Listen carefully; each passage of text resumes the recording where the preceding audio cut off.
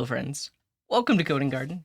Welcome to Tuesday morning for me, anyways. Today, we're going to do our best to record some content for YouTube. And we're going to have to make all of it as we go. So I have some ideas, but I don't have any materials prepared yet. So basically, whatever we decide, I'll have to write the learning objectives and make a plan for the video that we record. So on the list today is something about async.js and promises. This has been asked for a lot, so we can figure out what's the best way to talk about async.js and promises, or what are like the most important points we can cover to teach someone about async.js or promises, or to direct them where they should focus their learning. Another idea I had was X things you should learn before learning React. So this will be a list of, I don't know, a catchy number like 10 things that you probably should know how to do before you try learning React. And then signals are really popular, so I might do something on signals. Probably something like use signals in React, something like this. Yeah, and it's not just learn JavaScript. I mean, obviously, I do think you should have the basics of JavaScript before jumping into React, but there are certain aspects of JavaScript that you should be very comfortable with. Yeah. Point them somewhere else and not actually make a video explaining them. Okay, here's the focus of today. Videos less than 20 minutes. You can only do so much in 20 minutes, right? So I am going to do my best to teach things, but part of making things consumable for YouTube is it has to be somewhat short, right? So that said, what I can do is I can introduce the topic. Yeah. I understand that American 2050. I also think maybe there's like a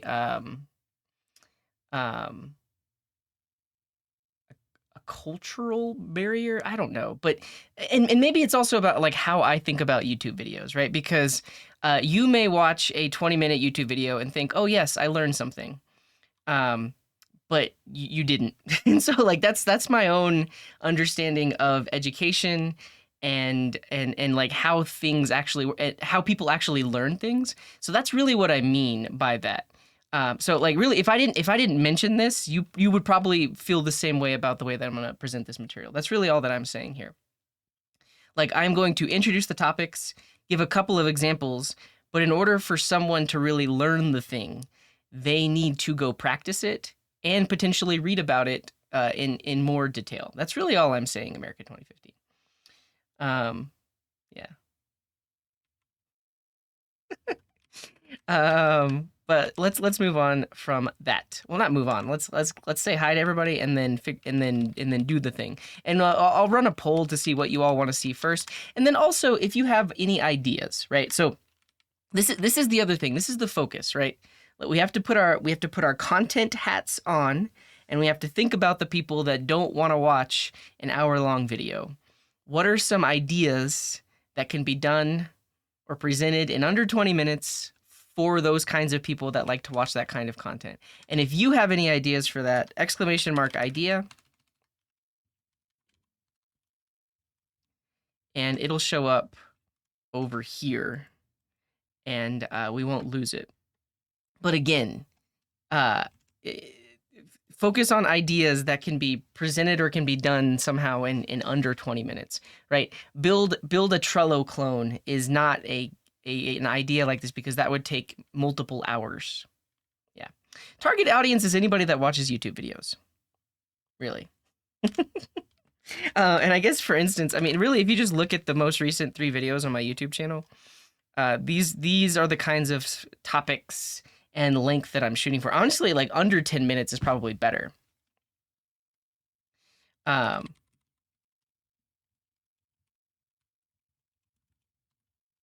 thing is, you honestly, you could pretty much take any topic and condense it down to this amount of time, but that actually is where most of the work is, right? So taking something and making it so that you only talk about it for this amount of time That's really probably the hardest part because it is possible, but yeah, yeah. All right, let's say hi to everybody, and then we'll do a quick vote. Um, yeah. Right, and the thing is, these aren't going to be speed runs because they need to be somewhat researched, right? So we need to basically make an outline. We need to record parts of the video, and then it'll have to be edited afterwards. What is this? Oh yeah. So I've done destructuring before. All right, welcome in everyone. If you want me to say hello to you, just say hi in the chat. I'll do my best to acknowledge you. I appreciate you all for showing up this morning. There's a lot more at the beginning of the stream, and I appreciate it. If you didn't see yet, I sent out a. Actually, Twitter's probably the best place to find it. I sent out a mailing list newsletter yesterday, and then I also put it on dev.to. So check that tweet, like it if you like it, and then this article. Wait, do they have dark mode on dev.to? They probably do, but this article has basically a recap of the past month. We've done a lot on the Coding Garden in the past month, and so this article recaps all of the things that we've done, including like the autocomplete UI streams, the listed streams, my IRL streams, the stuff that I did in Amsterdam, and then like I highlighted some of the fun tweets that I did. So yeah, definitely check this article out. And appreciate you all for being here. But yeah, okay, in the chat, say hello, say hi. I'll say hi right back to you, and then we'll vote on what we're going to focus on. My hope is to record 3 different videos today. It may not be these 3, but we're gonna try to record 3 things. What's up, Crafty Becky? Welcome in. And hey, SC May, glad to see you as well. And Daddy Ray, glad to see you as well. And Sequel Gorster, hello. Yeah, we don't have my regular overlay, so I'm not going to be able to catch hellos that happened earlier in the day. You have to say hi again. What's up, Bajosi? And it's been a while, Bajosi. Thanks for being here. And Pablo, hello, glad to see you. I guess I could scroll back. And Nick Thiel, Jay Karomo, who says, "What's happening?" Code is what's happening. And Hukuza Tuna, hello, welcome in. And Vittorio, glad to see you. And Fun Planet, and Mickey and Calvaria and Veeb, welcome in, everyone. All right, there's actually quite a few ideas coming in. Let's get through them real quick. How reactivity works in every framework. I like this. It's gonna take some research, but I do like it. And Coffee Drinker, welcome in. I've already talked to you, America 2050, and I'll be honest, your comments made me want to end the stream, but I'm still going, and you're still here, and you're not timed out, so let's keep going. But because obviously, like we had, you know what I mean? I don't know. Let's keep going. America 2050 says, explain promises, convert to async await, explain return new promise, explain if async functions return a promise themselves. Yeah, these are all the topics we would cover when we talk about async.js, so this is good. The basics of NPM. It's like super beginner, but honestly, it's an easy enough video to do. I also like the basics of HTTP too, because like the parts of a URL, the request response cycle, that's good too. How to debug. That's a harder one. That's a hard, like, I mean, I feel like we need to like brainstorm a bunch of topics to cover on debugging, but that could be a good one as well. Yeah, I've done some stuff on destructuring, so I'm not gonna do that. How to think of ideas for projects. Do we have a command for that? Ideas? No. Yeah.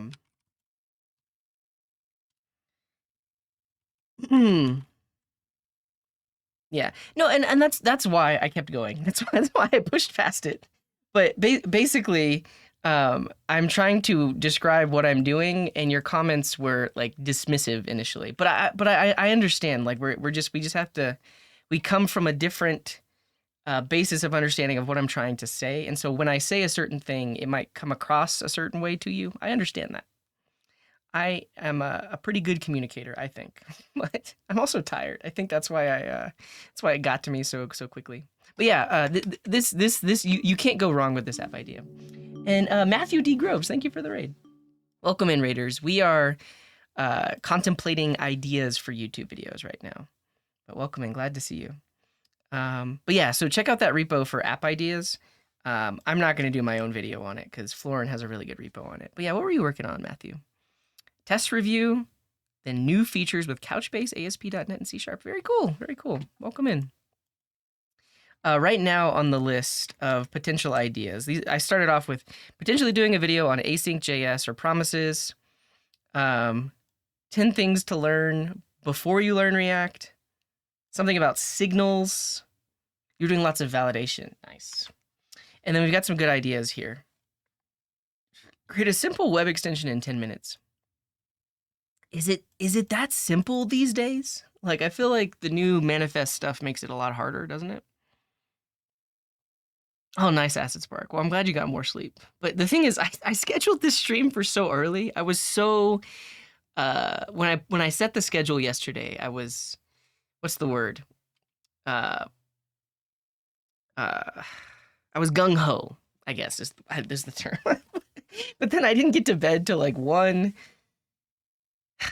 And then I didn't want to just yeah. Ambitious. Yeah, I was ambitious. I think I was a bit ambitious. I think you meant, or do you mean web workers or web sockets? Yeah, you meant web workers. I really haven't even worked with web workers, so I'm gonna close that out. PWAs. We've talked about it in the past. I just don't want to talk about PWAs. Explain web development to a 5-year-old, a 15-year-old, and a 50-year-old. This is honestly pretty good. But I mean, the more I think about it, it's like the explanation for the 5-year-old works for everyone else. Also, this potentially involves analogies. I'm not good with analogies. NPM versus Yarn versus PNPM. I don't care. Just use NPM. That's my opinion on it. How service workers work. I haven't used them enough to know or do a video on it. How to not have a typo when suggesting an idea. Yeah. I think so. Eventually, I might do something on WebSockets. I mean, we could do like a super simple explainer on WebSockets and then show some basic code. It's like the 5-level series from the Wired channel. Yeah. What's up, Coding Garden fan? I'm missing a lot of chats while we go through all of these ideas. Yeah. I was evening CJ then, and I'm morning CJ now. It's true. It's true. Are there nice libraries which handle the communications between different parts, like content, worker, and pop-up? I have no idea. gRPC? I've never used gRPC. I guess that's the other thing is like these content ideas need to be something that I am familiar with, so that way it doesn't take a lot of research. I'm okay with doing things that take research. I just have to have more warning, right? I need more time to work on it. Meta tags, content security, and how they protect against cross-site scripting. Possibly. All right. We're gonna add to our list, and then we're gonna vote. Like all of these are great that we have here so far. But deciding which one to do today is really what we're doing.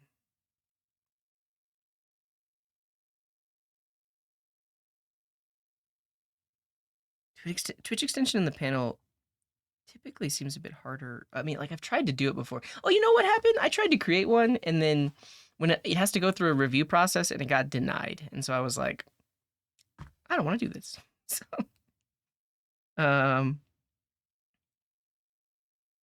right. So I'm gonna keep these ideas here. These are good. These are good for the future.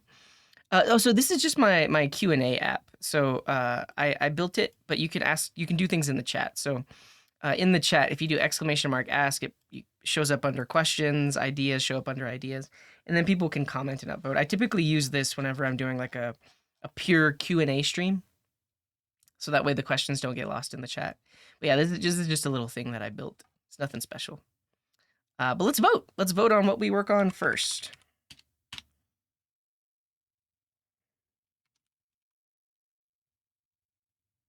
We'll do honestly, let's do a 5-minute vote because more people will show up and they can give their opinion too. So we're not just picking, we're picking one right now, but we'll potentially do more than one today.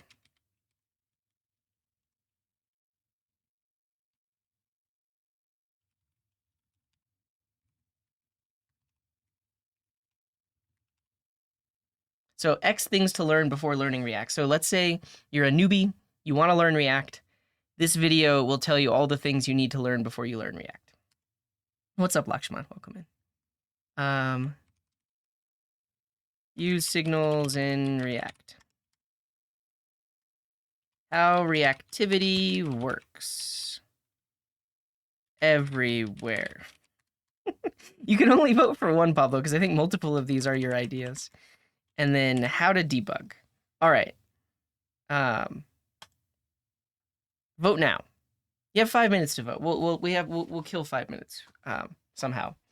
Maybe we'll do let's do a quick code kata. Let's get some coding in while you all are voting. Yeah, vote on what you want to see, but also not only what you want to see. Think about me. Think about my YouTube channel and think about what my audience wants to see. Though I think that's really hard to do because you don't know who my audience is. Yeah, so I mean, we could talk about the different levels of debugging too, right? So you've like console logging, alerts are one level of debugging, but breakpoints and stepping through code is like a level beyond that, right?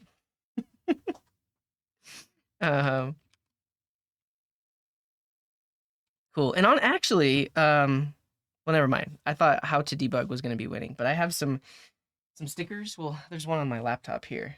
Free debugs. See, I have that on all my laptops. I don't find breakpoints very useful in JavaScript, to be honest. It depends on your whole debugging setup, but yeah. There's new hooks.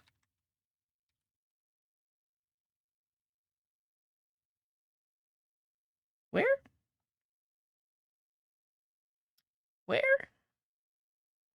Free bugs? No, free debugs. Free debugs. All right, but let's do a quick. I'm gonna sort by most completed.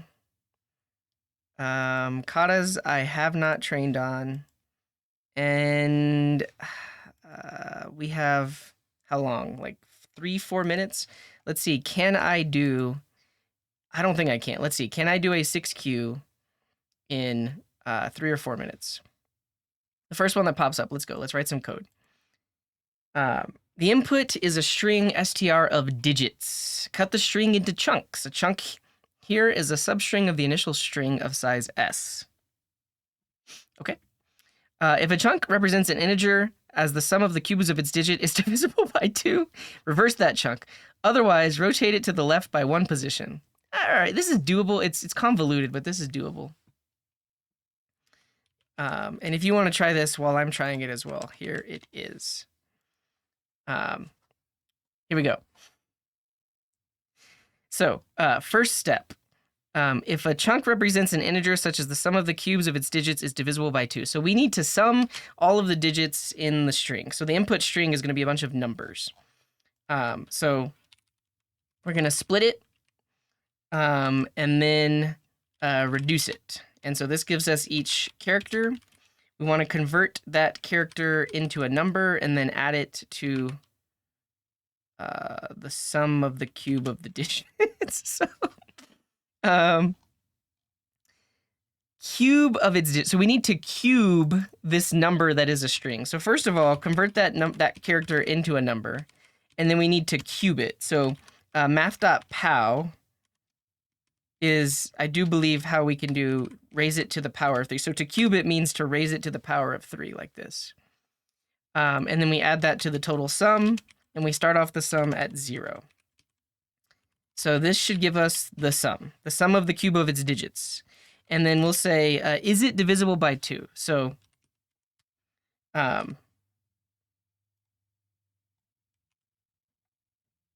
that's the other way to cube it. Do we need to chunk it? All right. If a chunk A chunk represents an integer such as the sum of the cube of its digits is divisible by 2. Oh, we sum until it's divisible by 2? Is that what that is saying? That's harder. I see. Cut the string into chunks. Oof, okay.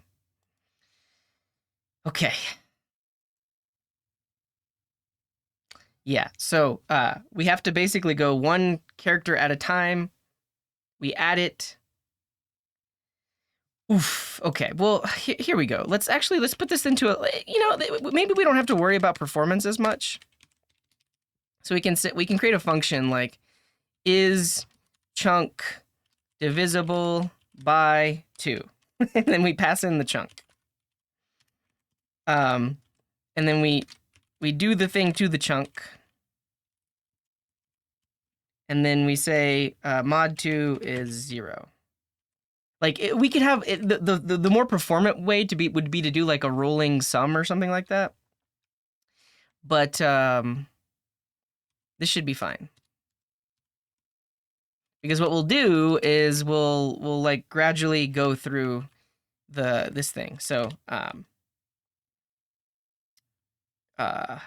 right? Why is this so hard? How much time we got left? We have no time left. All right, this is the winner. X things to learn before learning React. I'm cool with that. Because it'll also be an advertisement for my course. I have a React course out there, and you can check it out there. But this is the first thing we'll do, and we're gonna do more after that. And before that, we'll finish this coding problem. All right. The input string is a string of digits. Cut the string into chunks. A chunk here is a substring of the initial string of size s. Ignore the last chunk if its size is less than s. Oh, they pass in the chunk size. I see. So yeah. Never mind. I was thinking it was more. I was thinking it's more complex than it is. So we get the chunk size, and then if the chunk is divisible by 2, reverse it. Otherwise, rotate it to the left by 1 position. Okay, that's easier. So we have the size. So and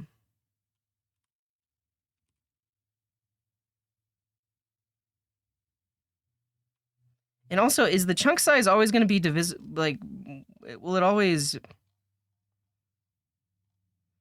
Size is less than or equal to 0. Okay, if size, honestly, let's write this out. Man, this is confusing. Okay, we're gonna get there. I promise, we're gonna get there. And this is what it's like to be a developer, one step at a time. Let's implement this really quick. If the size is less than or equal to 0, or if the string is empty, return the empty string. Great. If the size is greater than the length of the string, it is impossible to take a chunk of size s, return, yeah, okay, so that, or size is greater than string.length. Okay, it doesn't say anything about being evenly divisible, so I'm just going to do a while loop, and we're going to modify the input string. So I'll say while string.length is a thing. We're going to grab our chunk, which is going to be string dot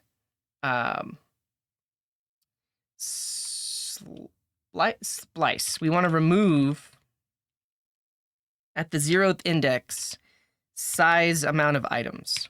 And so this should return an array that has all of the removed items in it, and slice actually modifies the input string. So this gives us our chunk, and we'll say, and then we need our output. Output starts as an empty string. So if the is chunk divisible by 2, chunk, we'll say output plus equal chunk dot reverse. Well, no, chunk is a string, so we'll turn it into an array, reverse it, join it. Okay. Otherwise, we rotate it to the left. Rotate chunk. Takes in the chunk. What does it mean to rotate it to the left? Slice doesn't modify? Splice modifies. You're totally right. We want splice. At the 0th index, remove size number of elements. You're right. We want splice. Okay.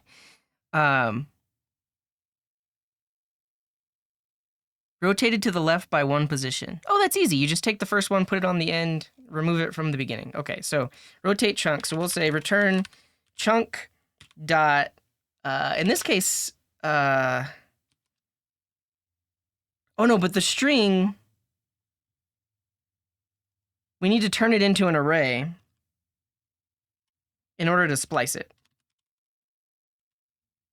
Then we can splice it, and then we can turn it back into a string. That's funny. Okay, so same thing here. We need to turn this into an array to... Oh no, we can just use substring. We can just use substring. Like that. Ignore the last chunk if the length is not divisible. Does it say that? Let's see. Real quick, how does substring work? Like if I have the word banana and I say substring 1, it removes the first character. Great, that's what I want. So substring 1 removes the first character, and then we grab the first character and put it on the end.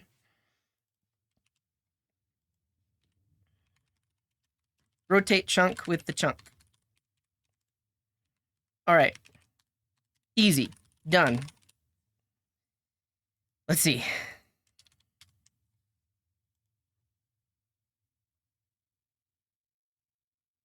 Do we have an infinite loop? I think we're gonna time out. What's up, Filming Studio? Welcome in. I missed a lot of your chats, but split it before the while loop.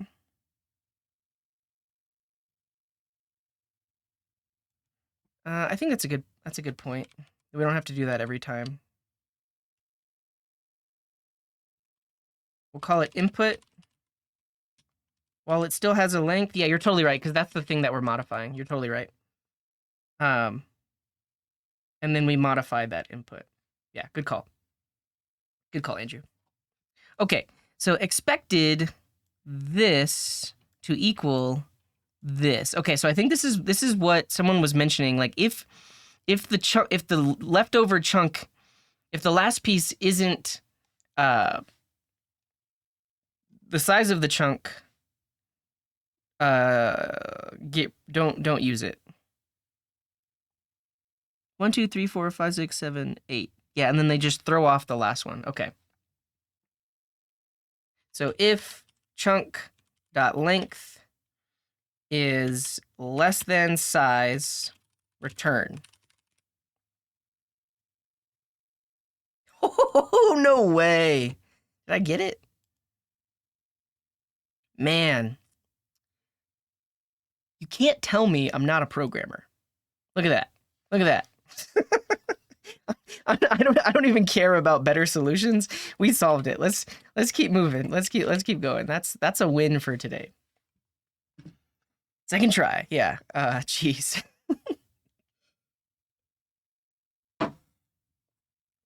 Ugh. Yeah, thumbs up, everybody. Thumbs up. We did it. All right, now let's work on a YouTube video.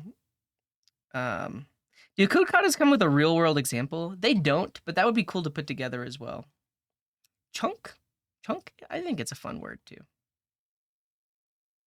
Okay, now let's work on this video, 10 things to learn before learning React. We're gonna start a new repo for this, or a new directory. Or X things to learn before you learn React. 10 plus 3 things to learn? Wait, how is that more catchy? Can you is that a joke? Can you explain it?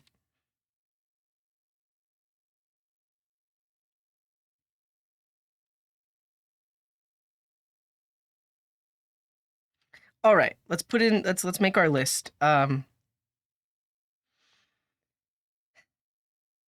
see. Come on, everyone. Let's pretend like we all like React and think about what you need to know before learning React. Now, obviously, like the basics of JavaScript. Now, this is just going to be point number one. You need to know the basics of JavaScript. I have a section on my course. Again, shameless plug for my course on React. There's a section on the prereqs here that tell you what you need to know. These things. But this is not exactly what I'm talking about, right? I'm actually talking like one of the first things. Besides, honestly, let's not even talk about the basics of JavaScript. The first thing I think you should learn, if you already have the basics of JavaScript down, are ECMAScript modules. You should know how modules work before you jump into React. To me, that's probably like one of the first things, because what I see so much with beginners is they just don't understand how to break down things into separate files, or how like imports and exports work. I'm going to show basic examples, which you could call teaching. Yes. But I'm not going to spend 20 minutes on ECMAScript modules. I'm just going to mention what they are, show an example of them, and then give some resources on where they can practice.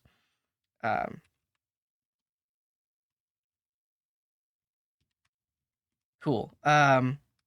Destructuring is definitely in the list. Map and filter are definitely in the list. Do I need React for my X product to be a thing to learn prior? Yeah, so honestly, that's like a meta thing for sure. Like, should you use React? Like, you should know how to answer the question. And what's up, Finite Singularity? Welcome in, Raiders. We're getting all the raids today. Appreciate you all. We're working on a YouTube video titled X Things You Should Learn Before Learning React. And we're just getting started on this. So we're making a list right now. And someone just mentioned, yeah, but no worries, Finite Singularity. Have a good one. Appreciate you. And thanks for bringing all your friends over. Welcome in, Finite Singularity Raiders. Feel free to help if you have any ideas here. So what was just mentioned is you should know how to answer the question. Should you use React? I think this is good because I think pretty often when people learn something new, they want to apply it to everything.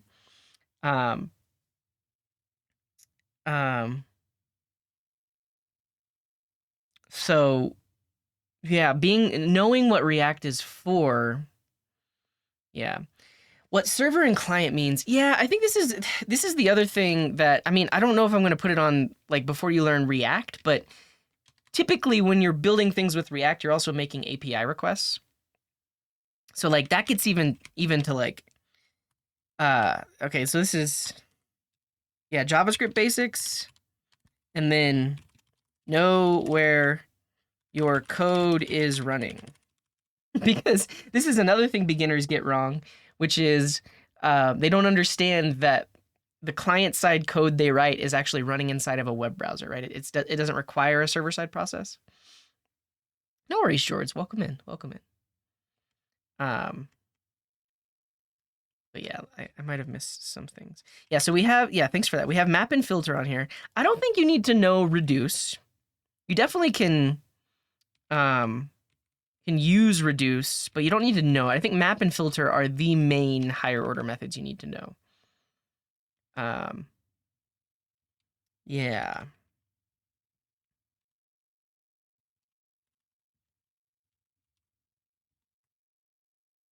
So honestly, we're just brainstorming, and then we'll try to pare this down to what I think is like super necessary. But yeah, I do like the idea of like API requests, JSON, fetch. Honestly, like there should be a whole section on here on async JavaScript. Like you should understand things like callbacks. In order to work with API requests, you also need to be comfortable with like promises. But yeah, then this gets like you get cores involved. Yeah, under the topic of like know where your code is running, I think this is where .env comes into play. Yeah, I like that from Diamond Security and .env. So if you understand that your code is running in the web browser, it then follows that you should not put secret things in your client-side React code. The thing is, you can use .env in client-side code, but so env in client-side code is used for configuration. In client-side code, it does not hide your secrets. So, for instance, in a code base, you might have like an API URL. So your client-side React code is making a request to a backend, and you might have inside of your .env API URL. I already said that, but that's what it would be called. And that's not a secret. That's just a piece of configuration because, backend URL, right? So when the code is built for development, it might point to one place. And when it's running locally, it might point to localhost. It's basically, it prevents you from, so it's used for configuration, prevents hard coding. But it does not hide your secrets. I think this is actually a really good point. So we're definitely going to keep this around. But yeah, let's keep ideating. And so Vite also does a very similar thing. So if you're using Vite for your React apps, you have to say Vite app, I believe, in order to use it in your client-side code, or just Vite. You have to prefix it because they're basically forcing you to say, hey, I know that I'm exposing this environment variable to the client side, so that's why I'm prefixing it with Vite. Yeah, good stuff, good stuff. What's happening? Why can't I scroll? It's really funny that, so we have this list. Oh, not this list. This list of ideas. But like, if we were to order this by prerequisites, it'd be like this. Like, in order to learn React, you probably need to know how to debug. You probably need to know about async.js. You don't necessarily need to know this. Excuse me, I burped.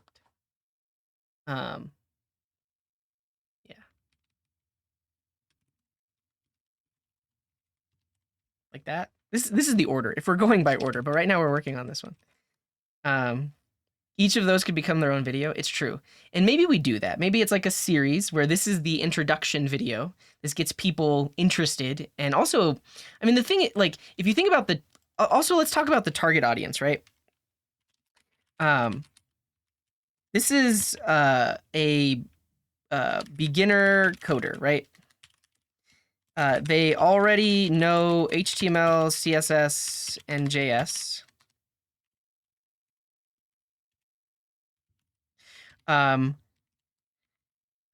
Or even more than a beginner, like a noob. Like they just learned HTML, CSS, JS. Have heard about React, don't know if they should start learning it yet. Right? So this is like two different possible people that would come across this YouTube video, right? Because I think there's a lot of people that are at the beginning of their web development and learning journey that hear about React and they think, oh, I should just learn React without having the basis of understanding. So this could be a video for them because they have that question, like, should I learn React? And then they watch this video and then I tell them, hey, it's probably a little too early, but here are some things you can focus on before that. Then you have the person who's ready. They're kind of like ready for this stuff. They're basically just making sure, yeah, am I ready for React? And if not, this video is going to point them to the things that are going to help them be ready for it. So yeah, beginner coder has built several websites. The other thing about it is like React solves a very specific set of problems, right? And as a beginner coder, you should have built things, and maybe not should have, right? But you should be at a point where when you find React, it makes it seem like all the code you've written so far was like React. When you learn about React, it should you should understand the benefits that it's bringing you, right? So like, so because you've built several websites, learning about React and how it works should, what do I want to say here? What do I want to say here?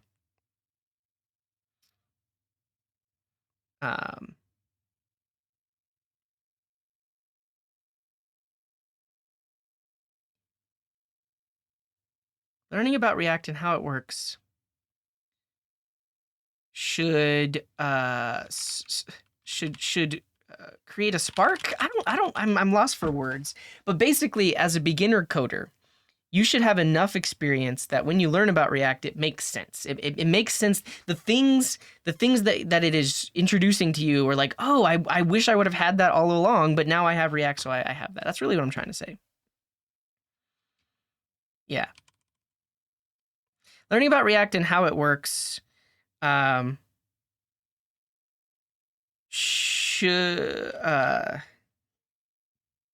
like what you're saying, Eddie. So to understand why you're suffering with React, you need to have suffered for not having used it. Yeah. Yeah. I like that, Avinci. Learning React should make you realize that you coded a lot that can be solved. Yeah. So learning about React should make you realize how you could have benefited from it in your past projects. That's what I want to say. That's what I want to say, right? So you should have built things without it. Now when you learn it, like, oh, that would have been so much easier. Oh, I could have structured my code differently. Yeah, okay. So I missed a bunch of chat messages, but you all had some really good stuff. So let's go back in the Twitch chat because somebody mentioned transpiling, and I completely agree with that. Where did that go? Yeah, is ES5 compared to ES6 in the list? Yeah, the thing is, yes, so so we have destructuring on here. And really, this is like its own subsection, is ES 2015 features.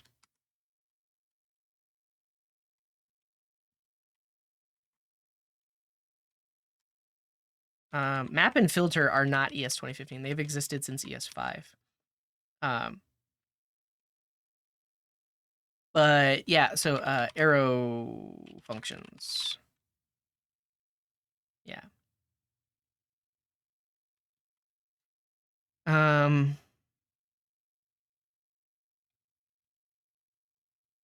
Sort of SQL Gridster. The issue with that though is like it was too fine grained. I think I'm trying to take a higher level approach here to kind of give like a BuzzFeed style 10 things kind of list, you know? Yeah, and so like transpiling, I think yeah, so I think this also comes down to, is it knowing where your code is running?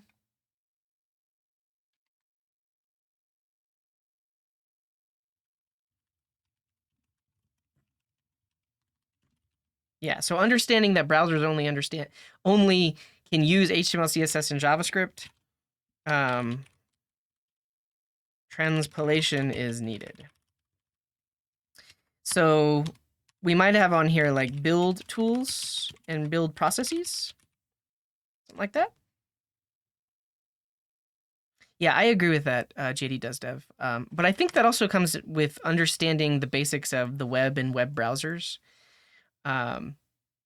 Because once you understand that it only supports this, it would follow that if I'm writing something that isn't that, it needs to be turned into that. Yeah.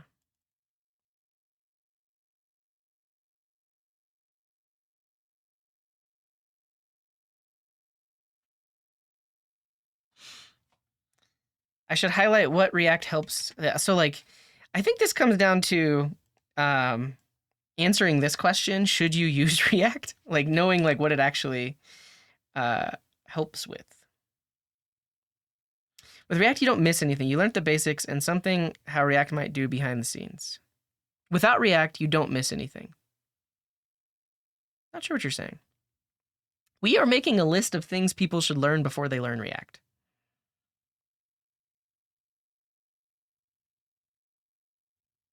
A big point. Well, so but here's the issue. We are making this video for people that have already decided, hey, I learned about this React thing. I think I want to learn React. I guess at the end of the day, though, this is actually applicable to a lot of other front end frameworks. Like having this basis of understanding helps with literally any front end framework you could pick up. Um, yeah.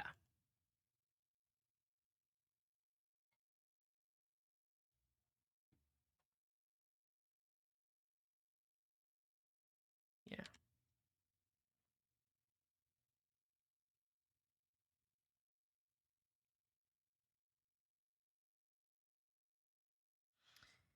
React taught you could have done things faster, but what you have done before using React teaches you the basics of web dev. Right. Right. Which I think is necessary. I mean, it's completely possible to only know the super basics of HTML, CSS, and then just like get to a point where you're mostly copy pasting JSX like code, and like pattern matching. Because honestly, that's what a lot of beginners do as well, right? They'll take a tutorial, they'll take the code that they got from that tutorial. They won't really understand everything, but they know that if they change this section slightly, the result is what they were trying to achieve. But that doesn't mean they understand everything else about it. And the thing is, like, that's an okay way to build websites, but one of the main issues with that is you're going to reach a point where something breaks and you have no idea how to fix it. But yeah. Thought I wanted to learn Solid until I found out it was using JSX. Best practices are important. Avoid clutter and promotes good file structure as well. Yeah, I'll probably put this under like optional, but code organization and file structure, I think, are really important to know beforehand. I've seen so many messy React apps.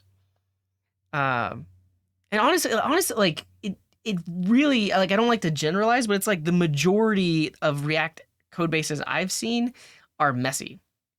And that's in contrast to like other frameworks that kind of, maybe they don't say it directly, but the way things work in that framework kind of force you to be a little bit more organized. Have you seen your messy app? I mean, not yours, but other people's. So honestly, I think this is kind of like a, we probably need a section like not required, but it's really going to help.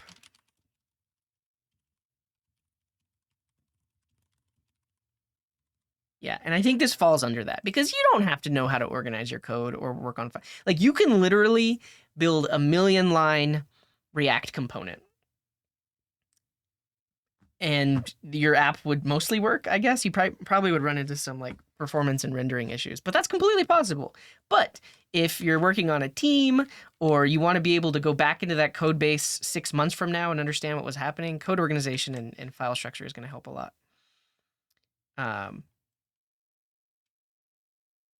Yeah. Okay.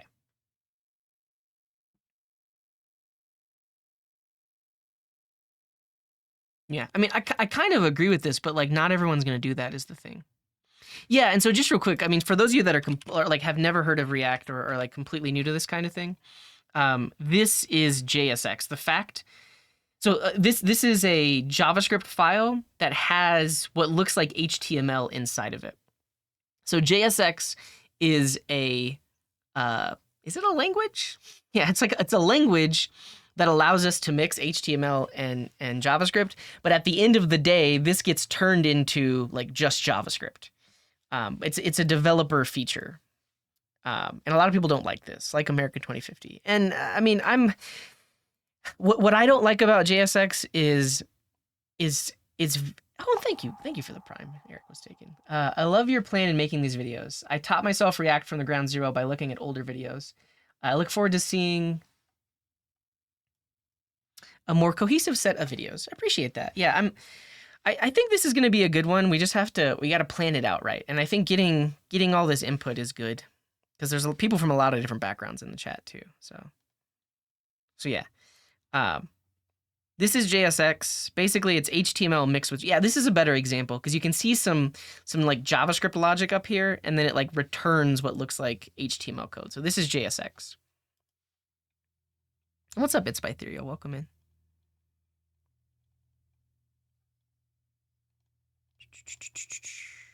Just got thrown into a new project at work, and there are so many files, and most of them are at least 2,000 lines. That's unfortunate, Andrew. But it's the real world. It's how things are. You need to know how to ask questions and read documentation.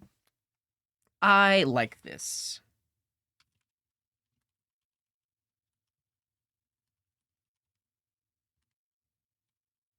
Honestly, we could make something super meta, like not even like how to code, but like things that have almost nothing to do with code, but will really help you, like how to debug, how to break down problems into smaller chunks.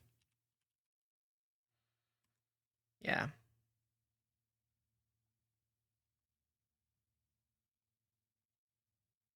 Personally copy. I mean, too. So I've mentioned this so many times.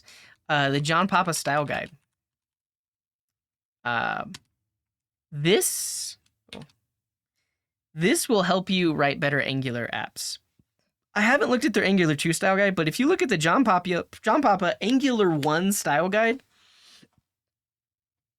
it's weird to say, but this will actually teach you how to organize your code. And the other cool thing about this is like it doesn't even isn't even just limited to front end code. This style guide you can use to inform the structure of like even your back end code. The application lift principle is probably one of the biggest things. You should be able to locate your code easily, identify code at a glance, have a flat structure for as long as possible, try to stay dry. And then they give examples of like how to structure your stuff. But yeah, I completely agree. And I mean, I was an Angular 1 dev for a very long time, and all of my learnings from that transferred over to my Vue apps and my React apps and stuff like that. Yeah. TypeScript versus JavaScript. So the thing is, I'm more and more of the opinion that like you might as well just use TypeScript with React, because if you don't, then you have to have a separate package for doing prop type validation. Is it still a separate package or is it built in?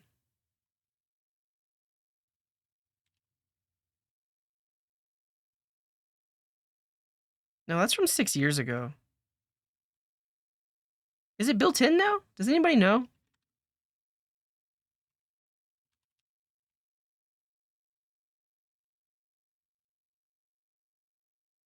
To get, yeah, so no, okay, so it's prop dash types. Look at this, 22 million weekly downloads. But basically, when you define a component, it takes in props. Think of them like arguments to a function. And to get a good developer experience throughout your code base, you want to have editor support to tell you, hey, this component requires these specific props. Otherwise, you're going to be jumping around in your code a bunch. So if you're writing a React app without TypeScript, you should be using this prop types package. Their README doesn't have a good example of what this would look like. Can we see an example? Wait, they have class components on React.dev? That's really weird.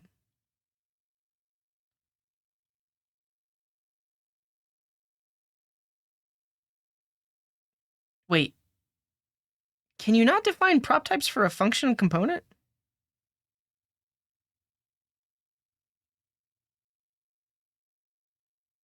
Yeah, but I mean, from your comment, Gatun, that's an idea for another video. So 10 things or X things to learn after you learn the basics of React. So like, where do you go from there? And I think like React Children and stuff like that is where you go. Do I ever miss being employed as a software engineer, or am I enjoying my entrepreneurial life? I don't think I miss it. I've thought about getting another job, but I don't think I would be a software engineer again. I'm more so looking at like developer advocate or developer experience because honestly, I don't want to work in messy code bases anymore. I don't want to have to refactor someone's old ugly code. And uh that was my life for like over 10 years and I don't want to do that anymore. Um yeah. I mean cuz I guess what people don't think about when they think about like a software engineer's career um is the amount of things you have to do that like aren't first of all things that aren't code and also things that aren't just new features, right? Everyone always wants to be working on new features. Everyone also always wants to work on the latest and greatest stuff. But the reality is, the majority of the industry has to just maintain existing code bases. And to me, that's not fun, especially if that code base didn't have a good start. So there's a lot of technical debt. It's just really daunting to think about. Like it's the thing is like so like it's doable. Like you can make a career in like being a good refactorer and debugger and that kind of thing, but I just don't like that kind of development, and it's the majority of the development that is out there. Yeah. Oh yeah, you're totally right. America 2050. We need a section on dependency management.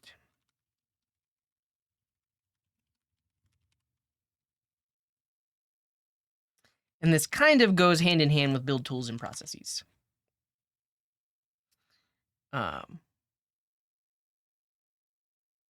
Is understanding node modules can be imported and run on client side a thing? As a beginner, I remember having issues making that idea, thinking that those were only for building and server side. Yeah, and I think this comes with the idea of understanding build tools and processes as well. So like dependency management is a general concept that can be applied to both front-end code bases and back-end code bases. And then understanding that if you are writing a front-end React app and you install a dependency like date functions, when you build your app, that dependency is going to be included. Yeah, that's good. Yes. Authentication basics in general flow. I think that's a little too specific. I mean that also gets into we have on here know where your code is running. I don't know if I want to put that on this list of like because maybe you should understand cookies and tokens, but I don't know. Yeah. We're not doing random stuff. Right now, we are ideating on things a developer should know before they learn React.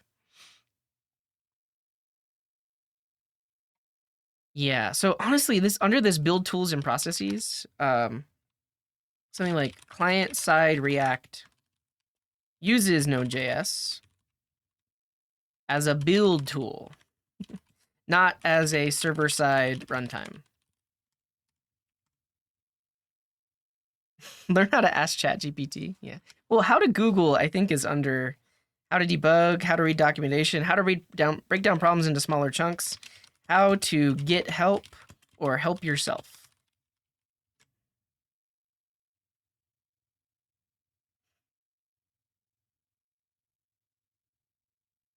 Is scope inside the JavaScript basics?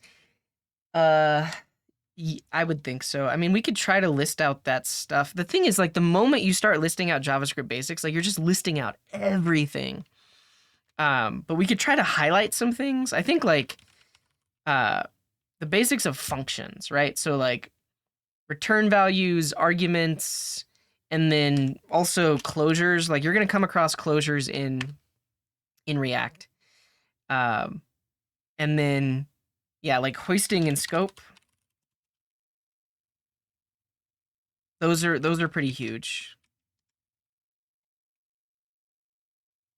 Yeah, so prop types specifically, I think the prop types are actually a runtime type checker, I believe. Like you can actually have prop type errors in production, which is different than TypeScript because the TypeScript prop type definitions get stripped away because it's just TypeScript. So I think that's the main difference over JSDoc. Yeah, so we have map and filter. Would I put that under JS Basics? Not really. You could have an entire career building web apps without using map or filter if you didn't learn React, because like you don't have to use map or filter in Vue or really even in Svelte. Um, you could, I guess, or really even in Angular. I guess unless you're using RxJS, it probably uses a lot of map and filter. But React specifically, because of immutable state updates, map and filter become very important. And again, you don't have to use them, but you're going to come across a bunch of code that uses them. And then also map is used like in JSX for creating lists of elements. So that's why I think it's important to understand it.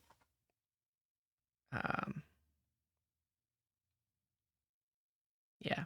What is a Ryan Carniato type stream? What are his types of streams? What do you mean by that, Tada.js? Did I? Yeah. What do I do now? Right now, just this. I just stream and make YouTube videos. Yeah.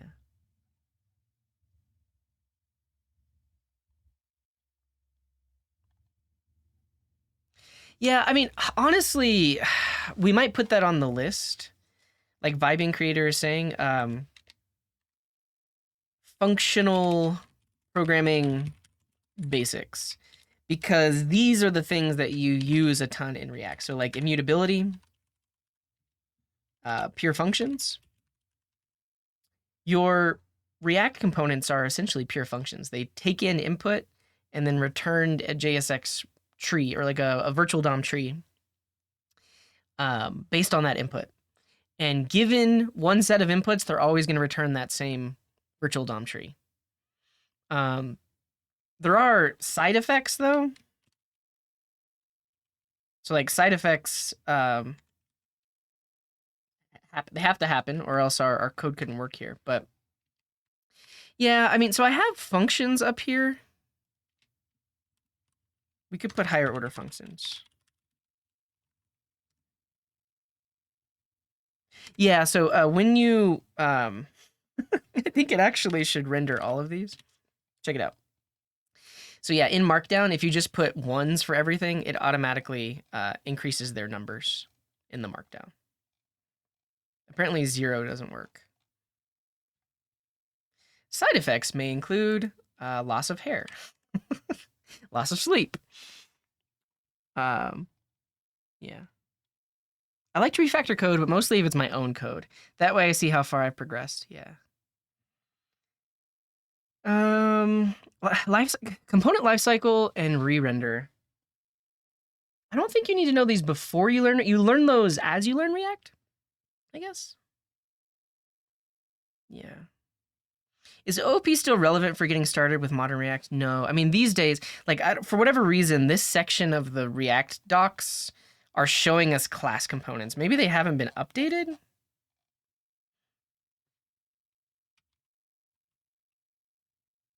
Oh, I see, because we're on the component section of the docs. That's why. So they don't talk about prop types anywhere else in here? That's crazy to me. Yeah, that's crazy.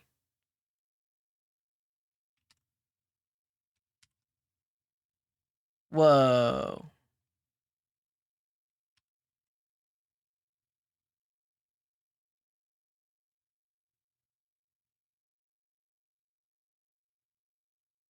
Are we talking true functional like Haskell? No, because it's like functional light.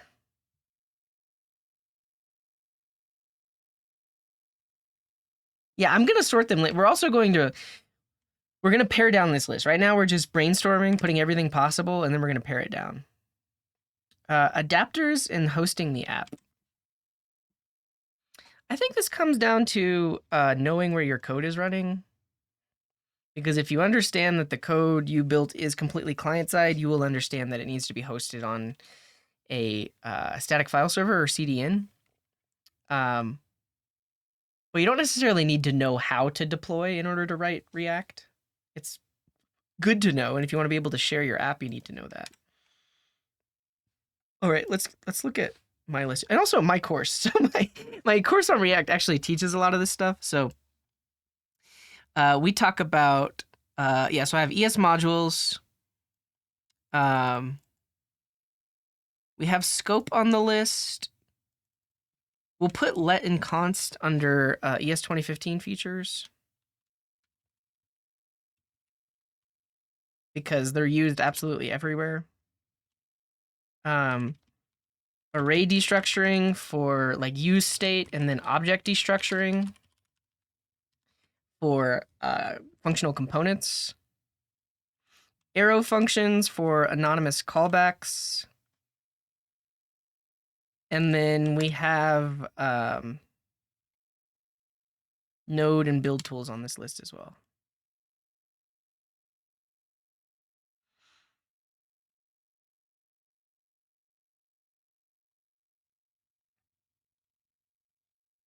Okay.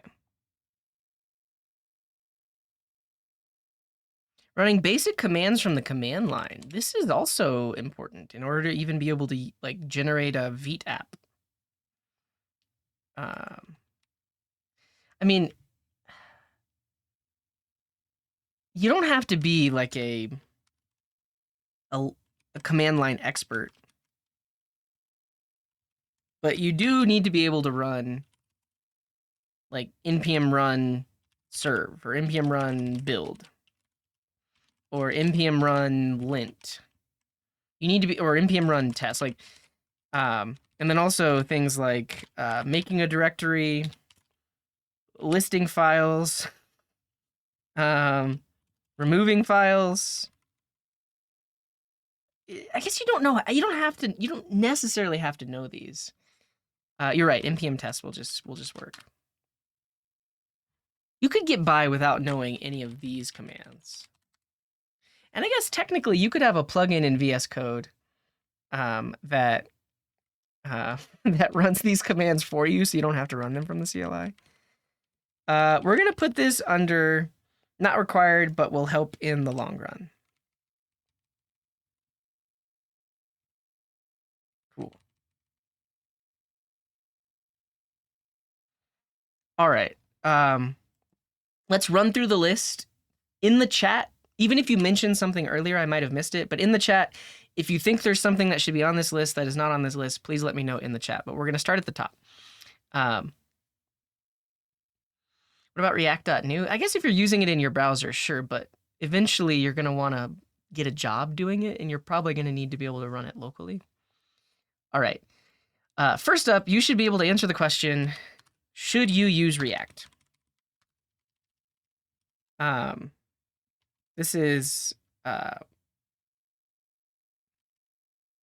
basically list the types of problems that React solves.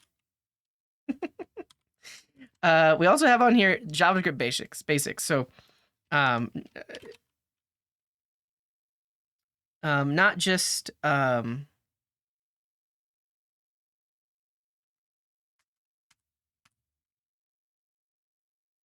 yeah, the thing is, like, I don't want to put things like conditionals,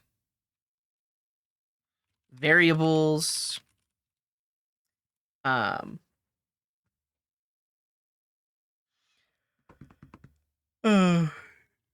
loops and iteration. Like, I don't want to list all of this stuff. I want to just be able to say, you should know the basics of JavaScript with an emphasis on these things. Yeah.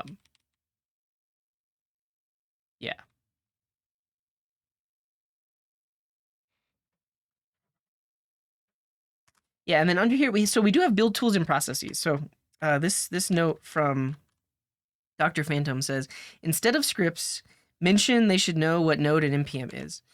Yeah. So under here, I mean, basically, we'll talk about node and npm, and then under dependency management, we talk about npm. Do I think closures are important in React? Sometimes you can't do a thing without closures. What's up, Alka? Welcome in. Is that? Oh, that's a hello with a with a balloon. I was like, what am I looking at? Yeah, good to see you, Alka. I think you could get by without with not knowing closures, but um, I uh, I I think it's good to know. It's good. It's good to have at least been exposed to it, and then you'll practice it. You don't have to be an expert in all of this stuff. So yeah. All right. Just real quick. Can anyone think of other things that are purely JavaScript that you think we should know? And see you later, Andrew. Thank you. Thank you for hanging out. Well, the React specific case is, let's say you have a callback function that needs to be executed for every one of the items in your list. You potentially will create a function that returns a function that takes in the item in the list so that it can modify it. You don't have to do that, but that is one way to solve that problem. Yeah, what's up, the machinist? Glad to see you. Objects and arrays. Yeah, so we have destructuring. Yeah, and I think that's what I want to do, America 2050. Like, we will have an example of a React code base that is using that thing.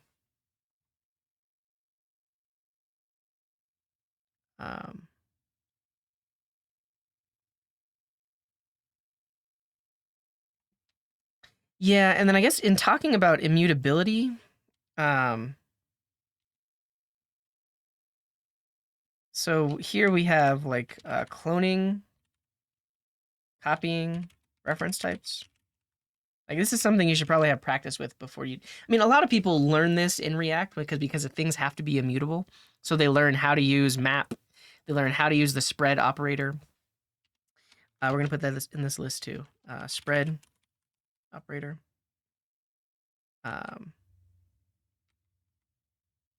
Yeah, honestly, this one piece right here could be its own video. These are the 6 things you should know from ES 2015 in order to before you learn React. Okay. Error handling. Yeah, I mean, we're also. Do we have this in the list?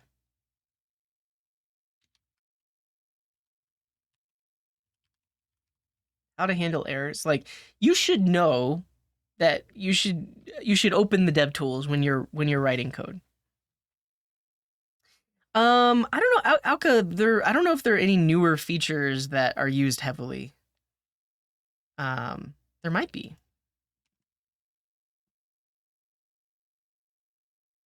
So ES6 is ES 2015.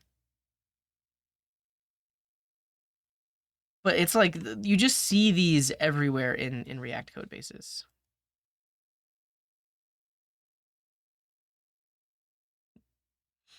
Yeah.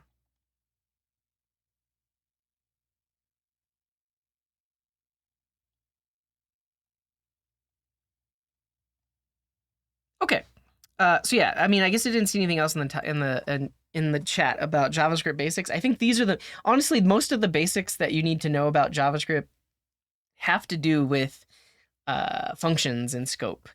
You probably should know about like. Yeah, I think it's tricky to mention this without mentioning literally all of JavaScript. I don't know.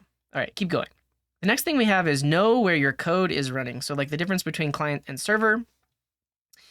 Events and event handling.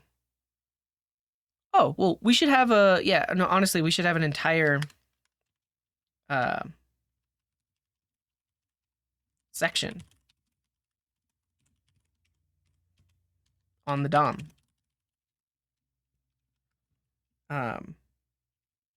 Events, so like on click, on submit, that kind of thing.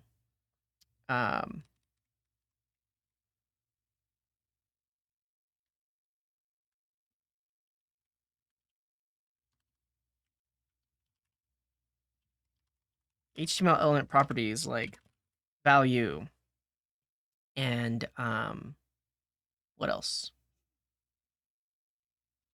That's mainly what we use is like event.target.value. But I think all the things that come along with DOM events, like um, event bubbling and event propagation. And Sully, thank you for the resub. Those kinds of things. Help me out here. What are some other DOM related things that you should know in order to work with React?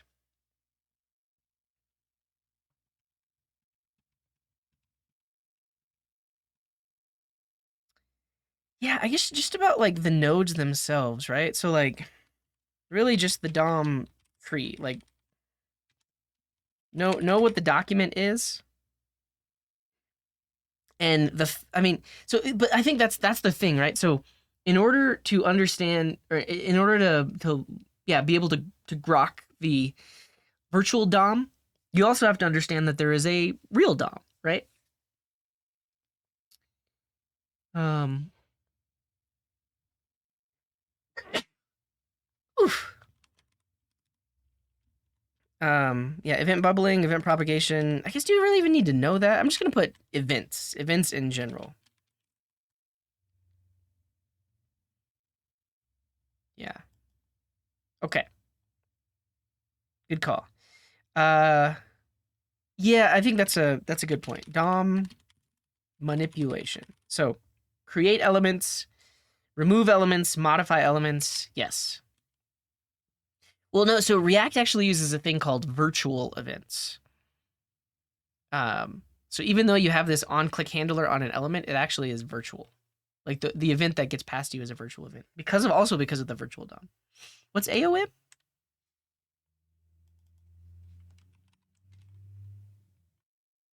Art of manliness. Can you explain SQL Gortster? What is AOM? No worries, Vittorio. Welcome back. Um, you shouldn't direct. Yeah. Oh, accessibility.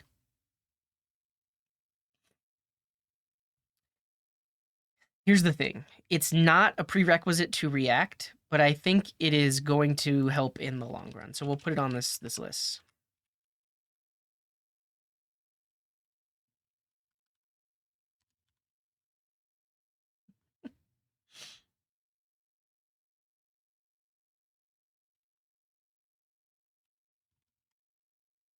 Accessibility object model. I see. Is accessibility related to HTML more than React itself? Well, the thing is you should know about it because you should know that because you're writing everything with JavaScript, there's potentially more you have to do to make sure that your React code is accessible.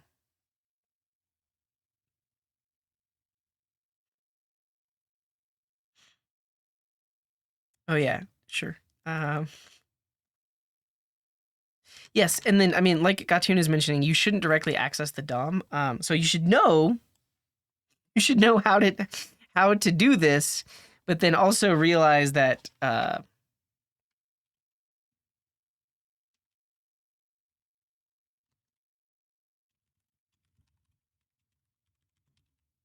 so you don't have to directly do it. Yeah.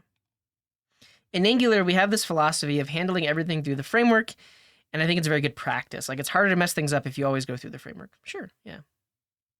Yeah. And the thing is, like, you can do DOM manipulation, and sometimes you have to, but the majority of the time, uh, you shouldn't. You shouldn't. Yeah. Promises and async await. So we have it on this list. I need to figure out where it really fits. Yeah. So build tools and processes, dependency management. But yeah, we have all of this here. So API requests, fetch cores. This all should be under async JS.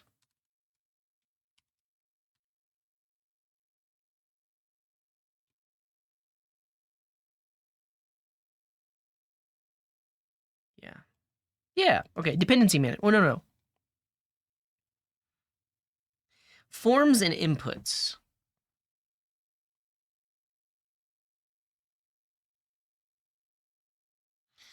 Honestly, we could put that under HTML basics. Forms, inputs,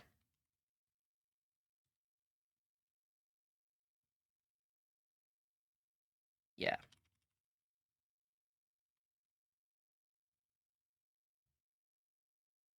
Prototypical inheritance. These days, you don't really need to know that as much. Yeah, I mean, I think I'm gonna put XXS CSRF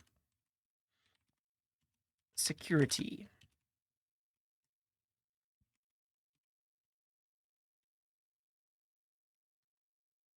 Well, you can't really do CSRF unless you have a server involved.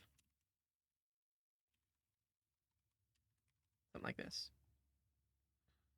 Form data. Yeah, here's the thing though. For like core React, like building components, you don't necessarily need to know how to make a fetch. The thing is, you can't really write useful React apps unless you have fetch, unless you're talking to. I mean, not. Let me back that up. You can create useful apps without calling out external APIs. It's harder to do, right? Because you're only dealing with what's on the page itself. But to make a truly useful React app, it kind of has to like reach out, right? Yeah, you can make a to-do list, exactly. But beyond that, you kind of need some APIs that you need to talk to. I guess at the end of the day, not exactly, right? You could build a standalone Google Docs, not like a collaborative Google Docs, but you could build a standalone Google Docs using React, or you could build a standalone Google Sheets with React and not call any external APIs. So like those kinds of apps are definitely possible, but you definitely need network features to make it more useful and collaborative. And what's up, Gentle Giant? Welcome in. Oh, as a bonus, 5 project ideas. I like that, America 2050. You've redeemed yourself. I think also I'm getting in the groove. I'm sorry I said I almost canceled the stream earlier. You've had a lot of good ideas as well, America 2050. I appreciate you. Sometimes I just don't get enough sleep, and the simplest things trigger me. But yeah, this is good. We'll definitely do this. Make Obsidian from scratch. Yeah, you can make like a text editor or like a note taker thing. What's up, Razorson? Welcome in.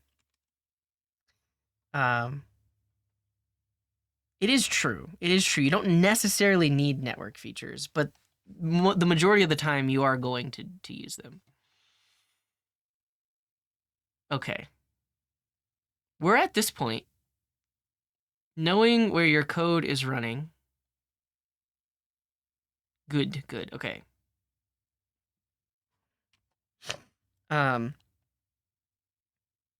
Understanding this stuff. This stuff.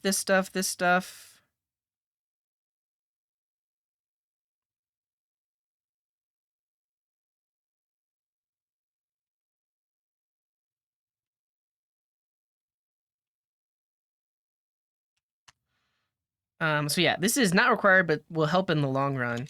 This is not code, but useful, right? So knowing how to read documentation, handle errors, isolate problems in terms of debugging.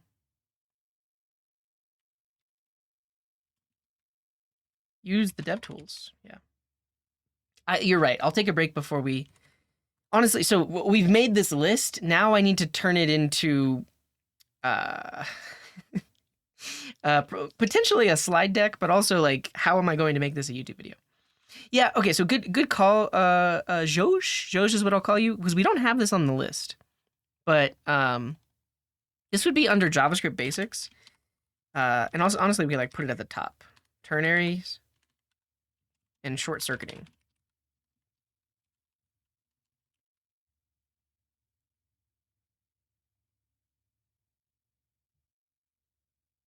Yeah. Have I colored the Netherlands yet? No, I haven't. Okay. I think we have a really good list. I think we do. At this point, we need to fine tune it, turn it into a bit of a slide deck, and then also come up with code examples for each one of these things. That's what we'll do next.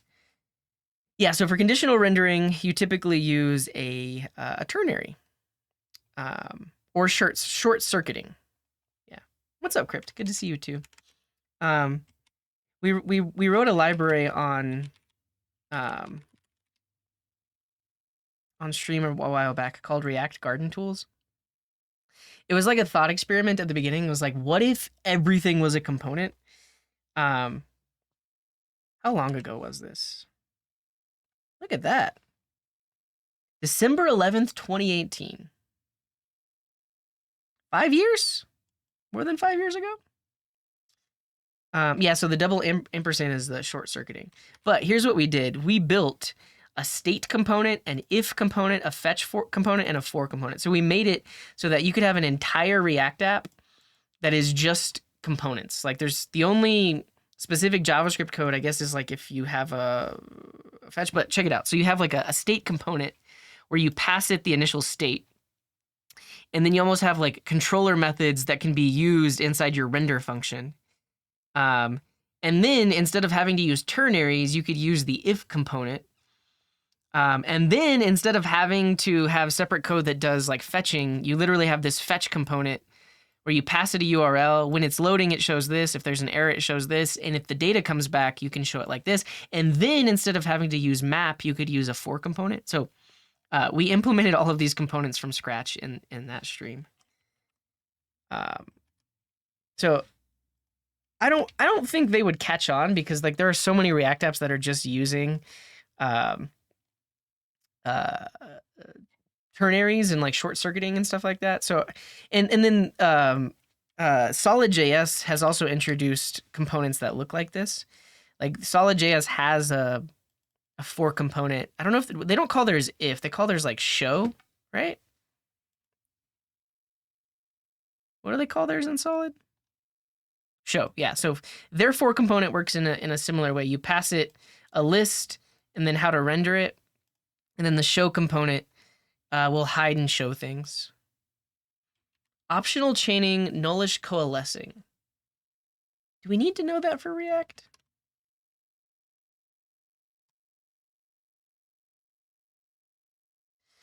I guess the other thing to think about is like,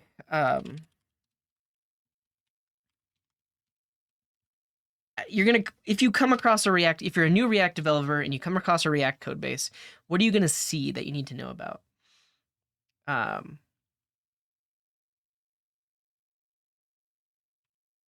You're probably gonna see optional chaining, and you're probably gonna see nullish coalescing.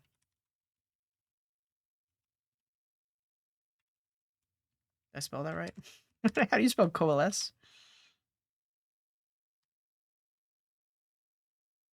Oh, nice.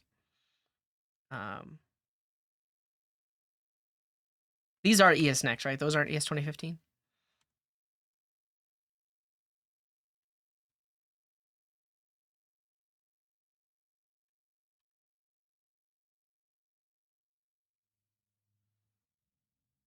Yeah, so we just added ternary on there.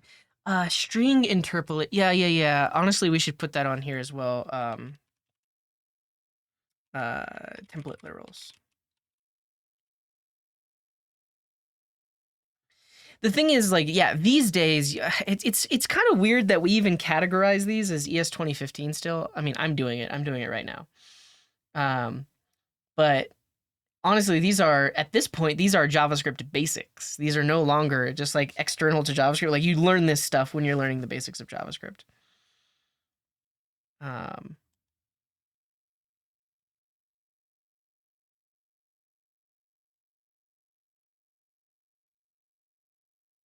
Do we combine them?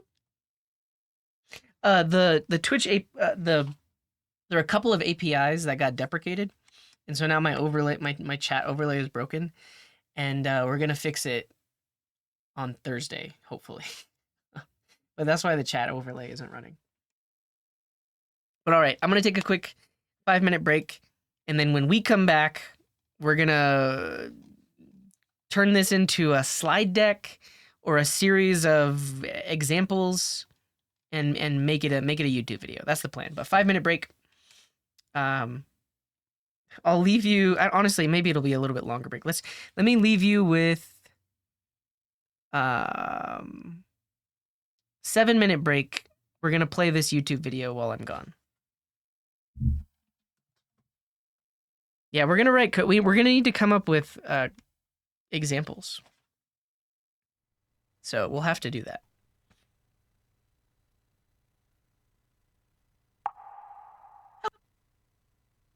Hello. Code. All right, I'll be back whenever this video is over.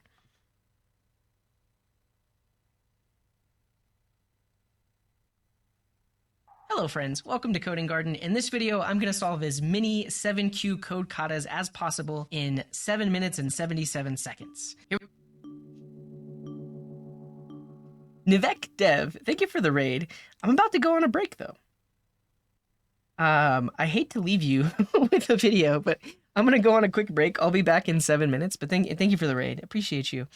They were working on a micro front-end dashboard. Very good, very good. Welcome in, raiders. Check out this video. I made it a few weeks back, and I'll be back after I take this quick break.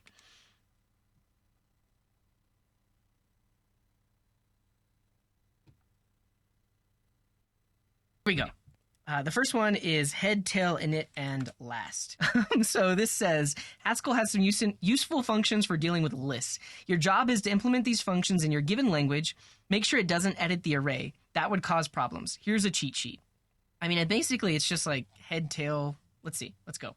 Implement the functions. So it literally wants these functions to exist. So head is a function that takes in an array. Let's call it list. And we just need to return list at 0. So the first thing in the list. Is that what it's expecting? Yeah, that should be it. All right. And then tail, it wants everything in the list except for the first one. So there's a built-in function in arrays in JavaScript called slice. And that creates a copy starting at the given index. So that would do that. And then init wants everything except the last value. So again, slice would work from 0 to the list length minus 1. Length minus 1 minus 2 would be init. And then last just returns the last one in the array. So there is this new function. I don't know if we have access to it. At -1. I don't think we have access to it. Well, we're in node 18. Let's try it. Okay. Expected 9 to deeply equal 1, 5, and 7. Init failed. Expected 46. I want slice. Slice starts. What? Oh, I called it init again. Well, we should call that last. Let's try again. All right. I guess we only want length minus 1, not length minus 2. Nice. Okay. I got really perplexed there. That took us a little over a minute to complete. We got to pick up speed here. All right, this next one, digits explosion. Given a string made of digits 0 through 9, return a string where each digit is repeated a number of times equal to its value. Okay, I can do that. Here we go. So it's a string. Is it a string? Yeah, we take in a string and then split. Okay, so here's what we need to do. We want to say, take that, split it on the empty string, and then I guess we'll do it with a reduce. So we have the result, and then we have each individual char or character, and we'll start off on the empty string, and then we'll return result plus the current character as a number. So if you do, I think there's a built-in repeat on strings, and if we turn it into a number like that, easy, done. Yes, okay, let's keep moving. Next one is love versus friendship. If A equals 1 and B equals 2 and C equals 3, then love is 54. Okay, so we need to sum up all the characters, but A is 1 and then Z is 26. So real quick, if we use char code at, that gives us that. So if I do any letter minus 96, well, 2 lowercase minus 96 is going to give us a value 1 through 26, like this. Okay, so that's what I need to use. And so we can split it, map it. So take the string. I don't like that they called it string, but that's okay. Split it, and then we're gonna reduce it to get the total sum, and we get each character. And now we're gonna start with the sum of 0, and we want to return the sum plus that character to lowercase minus 90. This whole thing should be in parentheses because we're trying to find the value of it. That's it. Here we go. Nice. Okay. Next one. My language skills. You're given a dictionary hash object containing some languages in your test results in the given languages. Return the list of languages where your test score is at least 60. Here we go. So we have an object with a bunch of stuffs in it like this. We want to return any of them which are greater than 60, and we return a list of them. So let's actually do object.entries on here on the results. So that should give us an array of arrays, and we can filter that where each language and score. So we'll have language comma score, and we want where each score is at least 60. So greater than or equal to 60. And so this filter is going to give us the entries, but we actually only want the languages themselves. So we're going to map that to give us the lang like this, and that should do it. Okay, expected Hindi, Greek, and Dutch to deeply equal Dutch, Greek, and Hindi. No, they have to be in what order do they have to be in? The scores will always be unique. Oh, in descending order of the scores. Okay, so we actually need to sort it before we map it. So we're going to sort. We have A and then B, and we'll do A minus B like this. We might have to do B minus A. Yeah, so we'll have to do B minus A. All right, we have 1:48. I think this is going to do it. Yes, we got it. Awesome. 1:48 to do a few more. So build a square is the next one. I'll give you an integer. Give me back a shape with it as long as and as wide as the integer. So 3. We get 3. We need to create a shape with that. Okay, so we're returning a list separated by new lines. Okay, so here's what we'll do. We'll take the number, turn it into an array. So this is going to give us an array of that length. And so for each one, we need to repeat the value. So for each one, we'll say we take the plus sign and then repeat it integer times. That's going to give us an array with a bunch of stuff in it, and then we join it all together on the new line like that. With the other way, like that. Right?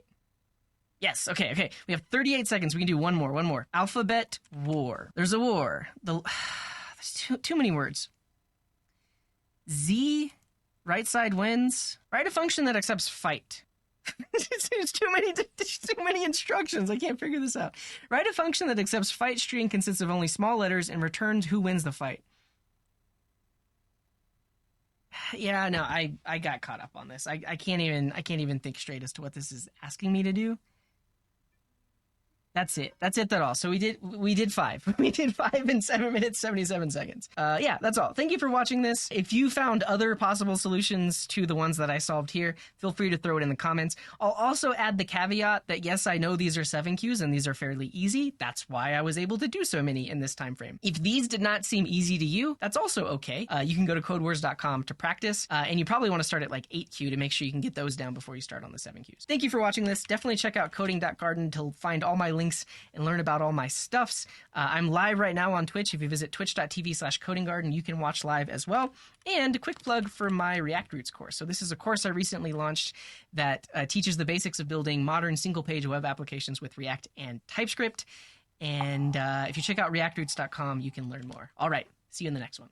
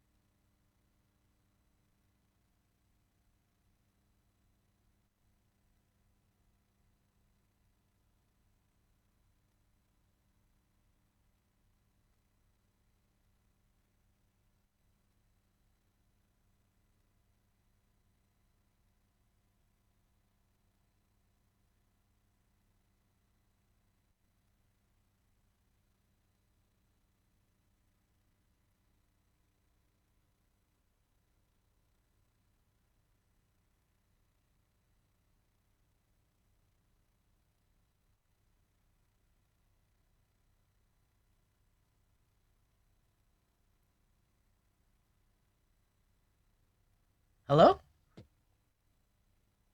I'm back. I don't know how long it was over, but sorry about that. I'm back. I'm back. All right.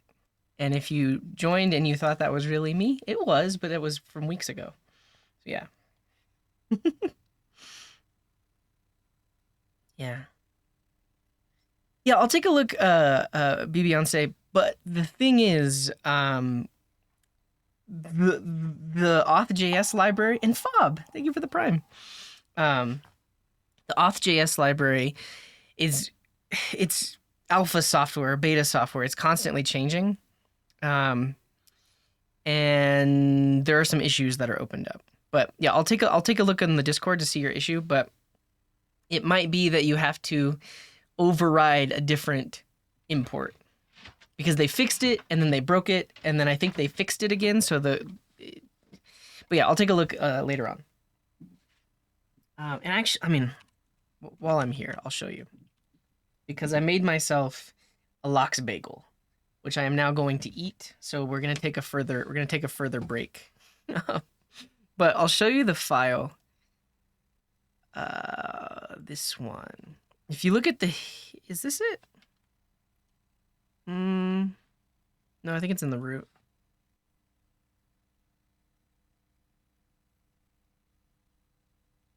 Yeah, it's here, types.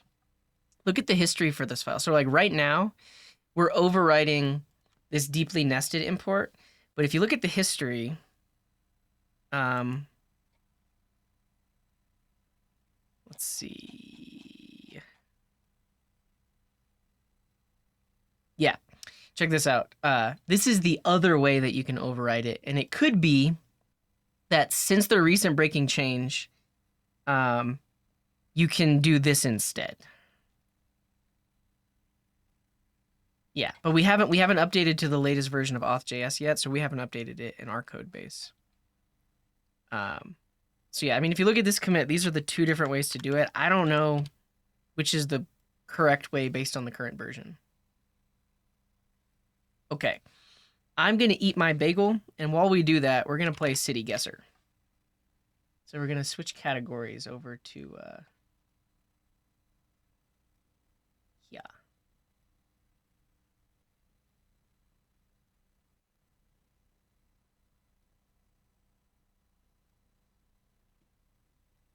Sure, we'll do world, but that means you in the chat have to help me. So I'm not familiar with the world.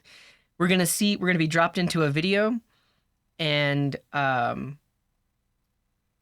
we have to guess where we are. IRL overlay, we're gonna work on tomorrow. That's the plan. Working on IRL tools tomorrow. All right, here we go.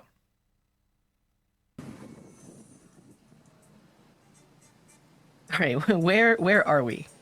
Let me know in the chat. Wait, okay, I'm gonna guess. Actually, I have no. I was seeing the license plates that look like this. I guess I don't know where in the world those are. Are we in Peru? We're not in Peru. Are we in Venezuela? We should wait. We should wait for the billboards to see what language they're in.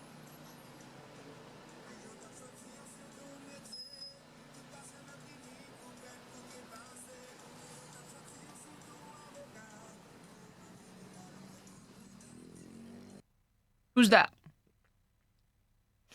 Who are we voting for?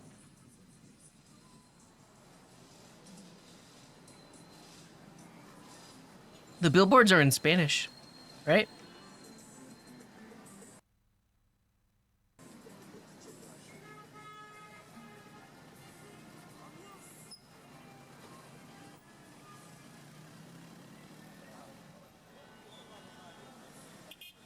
That's quite the hold up.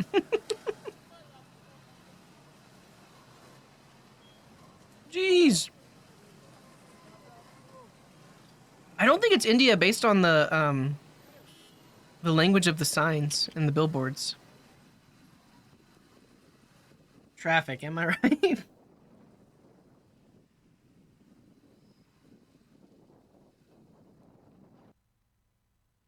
Is it Philippines?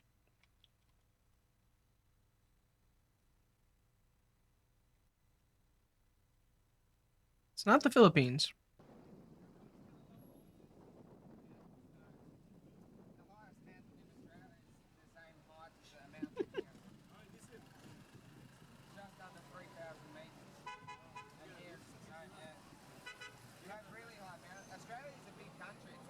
I see too many English signs. Maybe I'm wrong. Or, sorry, Spanish signs.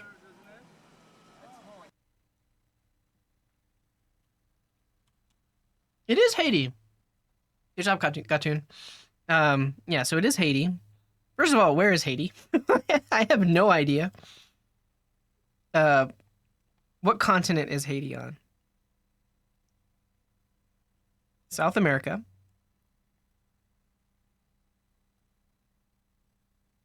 It's around Cuba.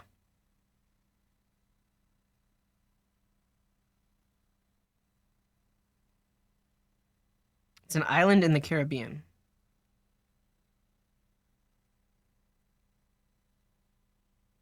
Central America? Do you see it? It's next to the Dominican Republic.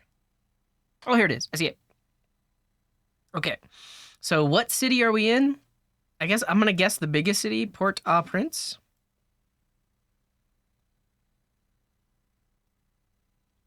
That's it. Yeah, it's got to be the capital. All right, next one.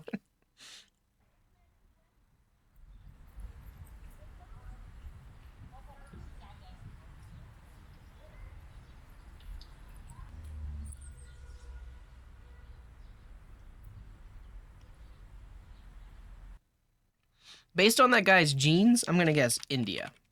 It's not India. Never mind. Denver.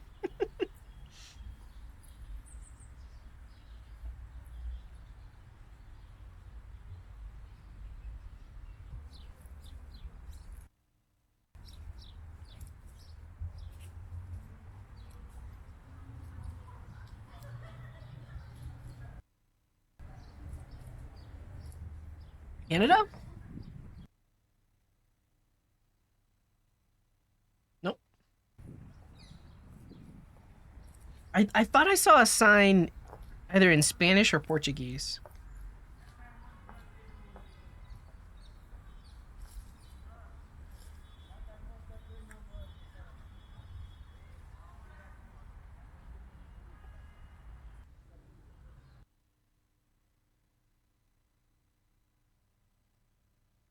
Not Portugal.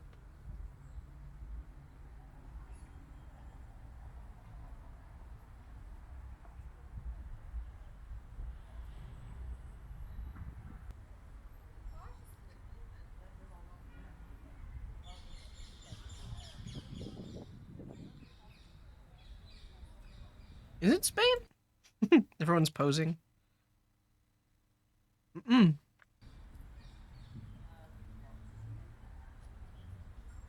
Has anyone seen this fountain before? I don't think it's China, is it?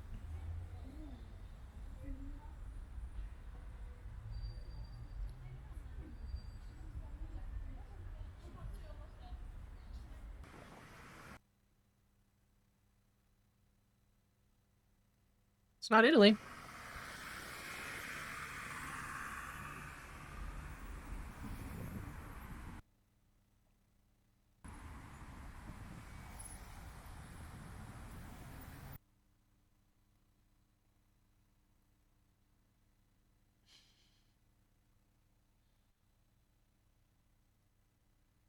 Turkey? Germany? Romania? It's tropical, right? A lot of tropical plants. Palm trees.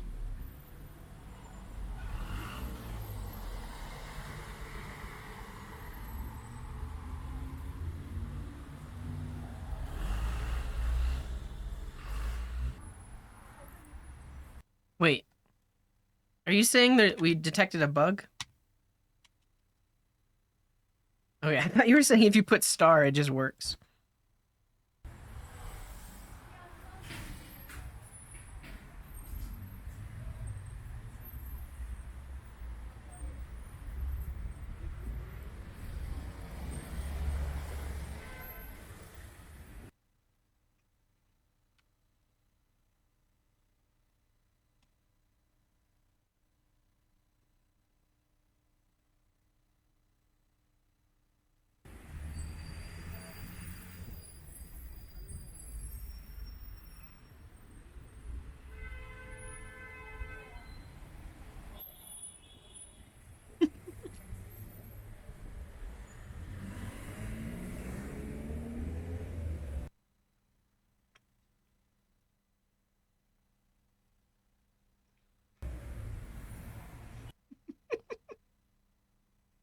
No trumpets. That's funny.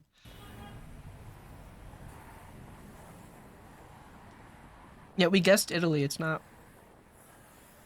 It's definitely Europe, right? Lithuania? Belgium?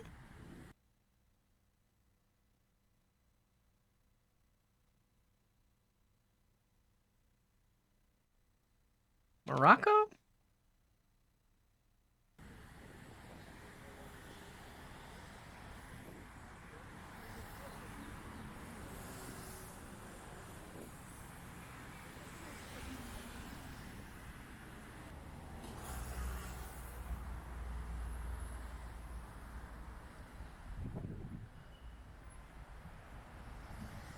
Georgia?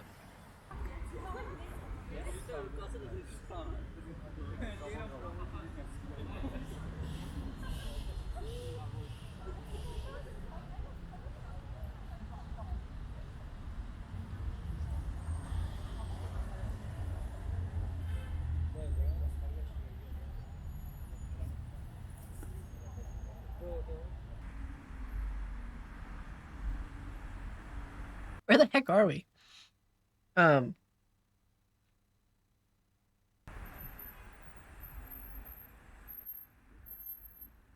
Bulgaria?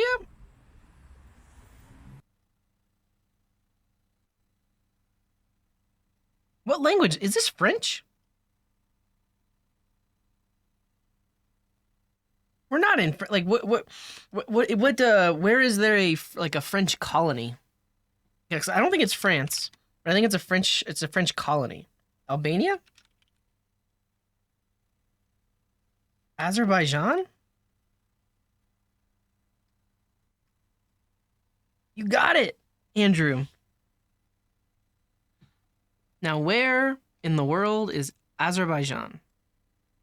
Is it in the Middle East? Yeah, there it is. Huh. Is this the Middle East? What's considered the Middle East? This is just north of the Middle East? And then is it Baku? Fascinating. The fact that this just looked like Europe to us is crazy. Right? Yeah, great work.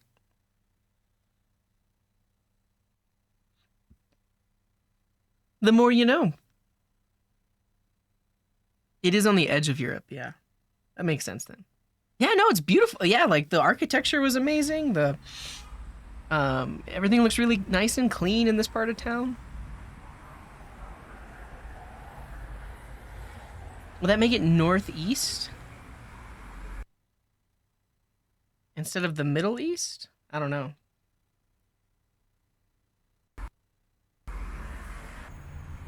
All right, we'll do one more.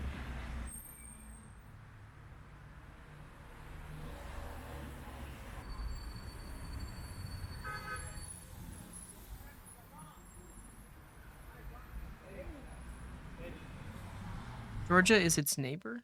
It is, look at that. It's the West East. Okay, next we'll do one more and then we'll write some code.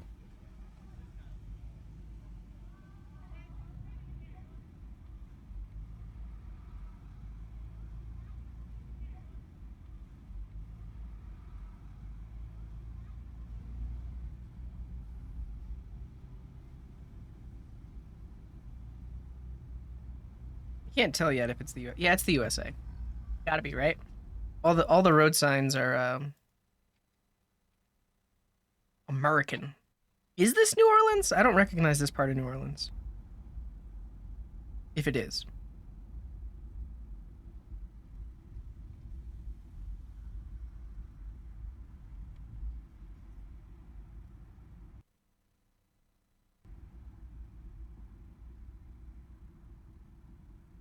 Mm. Are these New York? Is that a New York license plate? I can't tell. Cyrus and Nick both think it's potentially New York. Well, New York has some older ones too. I mean, here is Lafayette. That's a New Orleans name. There's also the Greek Town Casino?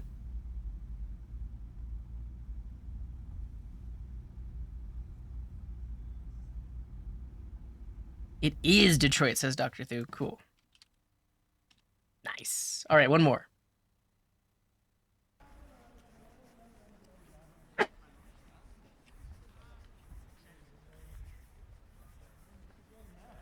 Nice, nice.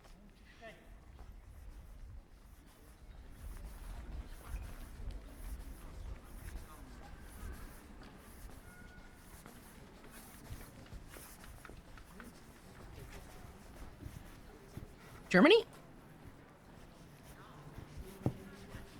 Yeah. But where? There's there's a lot of big cities in Germany. Do we just guess?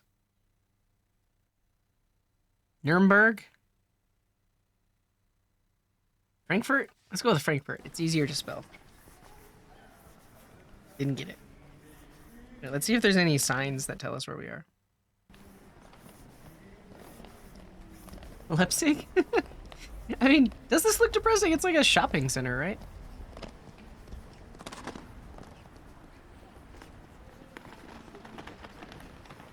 Berlin. It's not Berlin.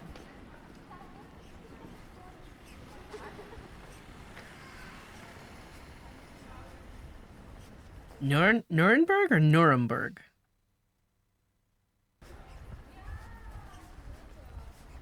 No. Dresden? Where's Dresden? Here. Yeah, you got it. Amplitude.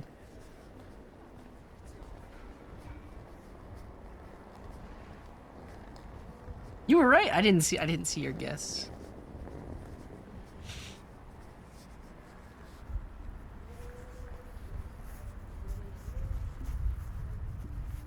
Cool. All right, great work, everyone. Here's this app if you want to go play it. It's really fun and addicting, but we got work to do. So let's get back to it.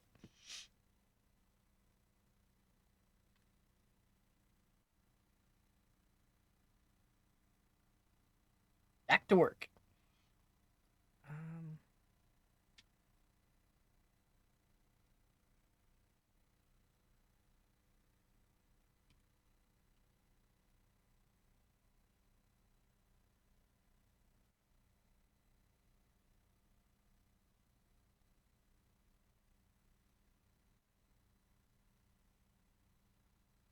Okay.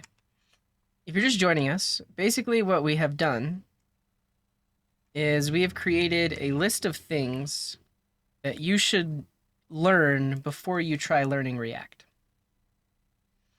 And now we need to organize it into a YouTube video. So I think it's good to start. No, I haven't used Nest, though. I always said I wouldn't because of how enterprisey it is. But now I'm more of the opinion, like, hey, it gives a little bit of structure, so maybe I will. Yeah.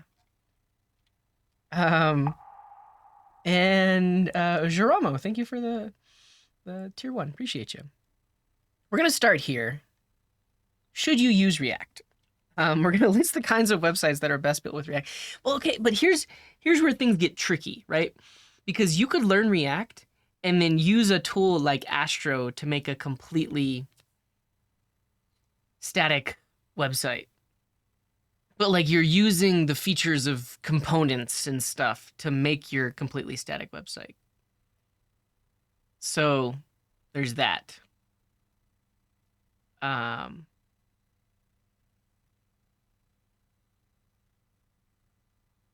When should you not use React? Well, that's what I mean, my initial gut feeling was like for like mostly static content. But these days, like React is and really like JSX is more of a developer experience and a developer tool that makes it easier to build sites like that. But let's work on this. Let's work on this. Should you use React?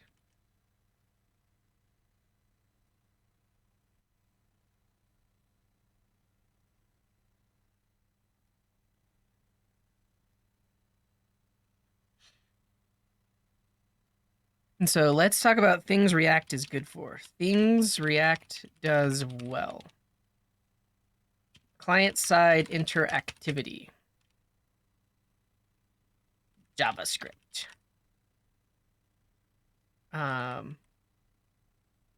What else? Component-based architecture.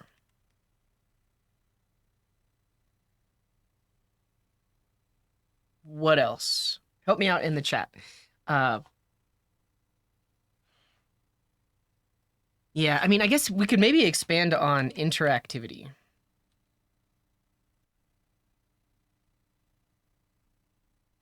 What do we mean by that?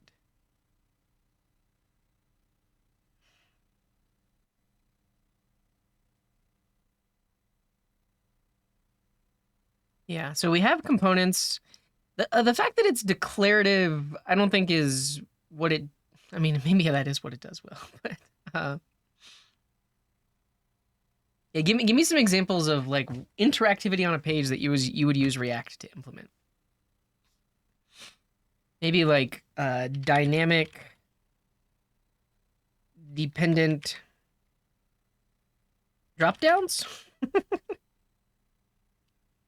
So like, let's say you have a dropdown where you say select country and then a dropdown that says select state. The second dropdown can't be populated until the first one has been selected.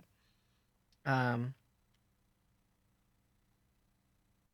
thing is, you can do form validation without React, but like we'll say like enhanced form validation.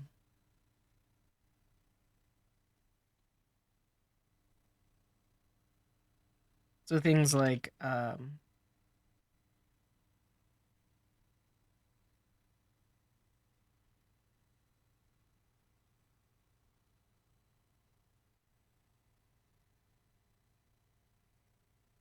dynamic features and complex APIs. So drag and drop, form upload. Sure. Sure. React Fortress is that it is really easy to pick, has a large community, and lots of packages. Yeah.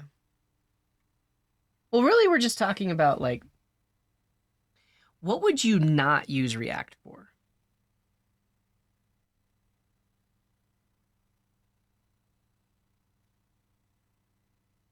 Help me answer this question, because basically we're trying to help a beginner, right? So somebody that might not even know completely what React is or like what is commonly used for. They've been told that they need to learn React, potentially, or they've heard about it so much that they want to learn it. We want to set the expectations of what you would actually use it for. Yeah, so simple static content websites is what you would not use it for. The issue is, like, you could introduce something like Astro, and then that would let you write React that gets turned into that. Or you could also use, like, Next.js to do static site generation.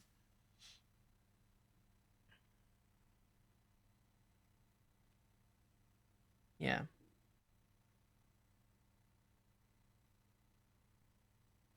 You should not use React when you want someone to change the website with a CMS. Yeah. The issue is you could have a headless CMS that you build a React front end for. Like, you can actually build a React front end for a WordPress backend because WordPress exposes a JSON API.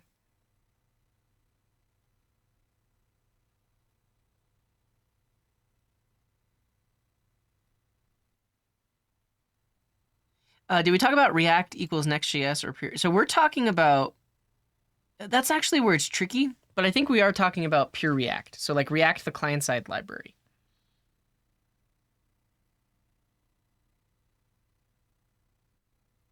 Yeah.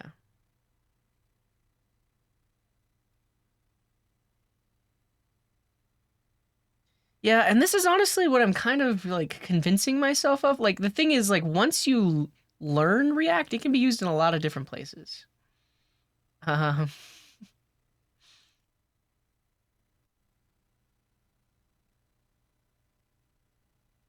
Yeah, so you can use React for anything, but there are better tools. I think that's honestly one of our main point.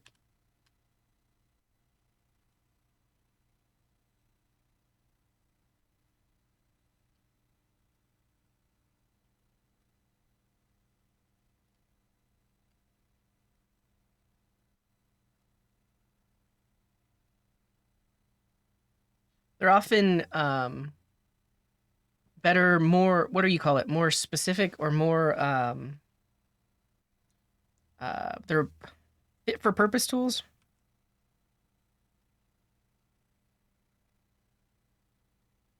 Yeah. Better to go the route of why we should use a framework. You can use React for anything. You should try to find a more specific tool for things like Next, server-side rendering, or Strapi. Yeah.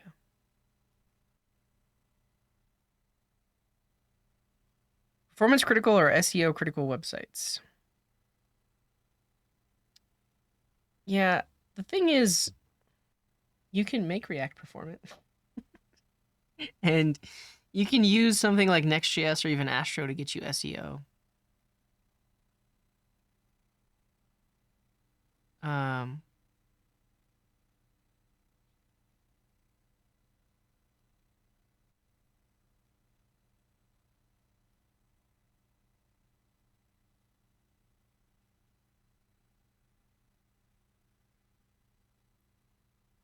yeah.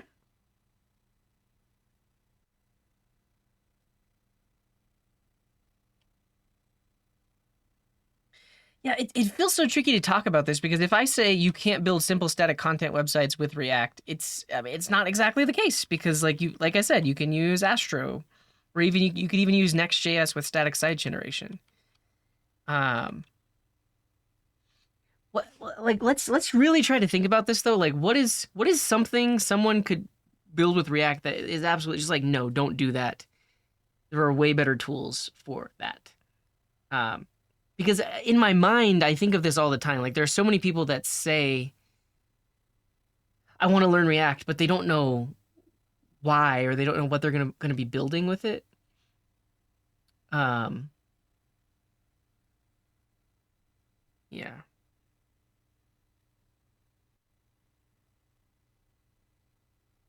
What if we say React is an industry standard tool, but there are more specific tools that improve on it? Yeah.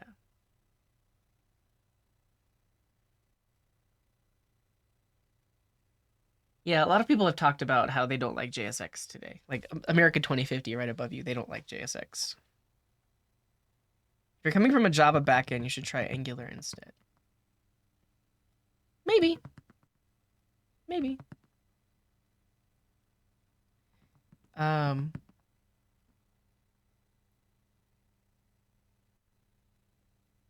you never use JSX and don't trust it. Uh,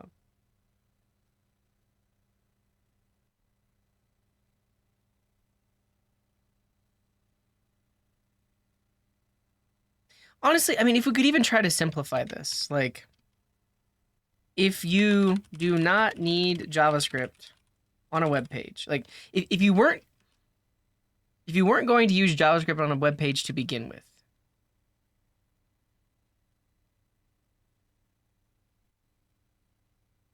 and probably is the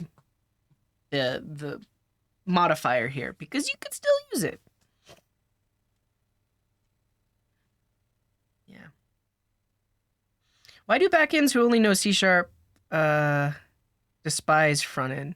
Not all of them do, but the thing is, like with ASP.NET, you can get a lot done purely with server-side rendering and like not a lot of client-side interaction. It's possible. Yeah. The TypeScript support is amazing. Most anything you want to do has a TypeScript thing. What if I don't need JavaScript on a web page, but want it at build time? What do you mean? What do you mean by that? But I think I'm getting to a better point here, right? So it's like if you were going to build a website that didn't need JavaScript to begin with, you probably don't need React.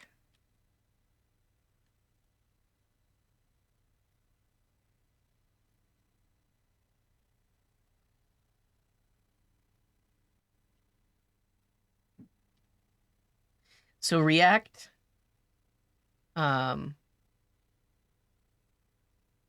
helps us create declarative and reusable JavaScript code. Declarative and reusable UI pieces called components. Yeah, I don't know.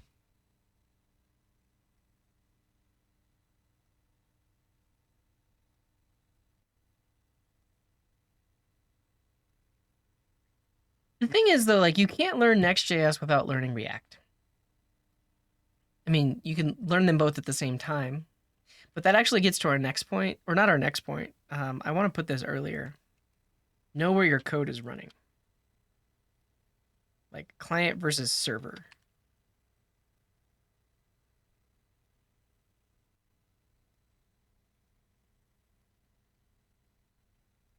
Yeah. React will always ship itself, right? Even if there's no iteration on the page. Yeah, like if you add the React dependency, it's going to be added. It's going to be shipped with the page, yeah. How much harder is it to just do everything in vanilla? The thing is, at a certain point, when you're writing everything with like just JavaScript or just TypeScript, you end up writing your own framework. Like you write a bunch of utility methods because you're doing the same thing over and over again. So I think that's a reason to use it. If you are at a point in your, if you have reached the point in your website development where you have many helper and utility functions to do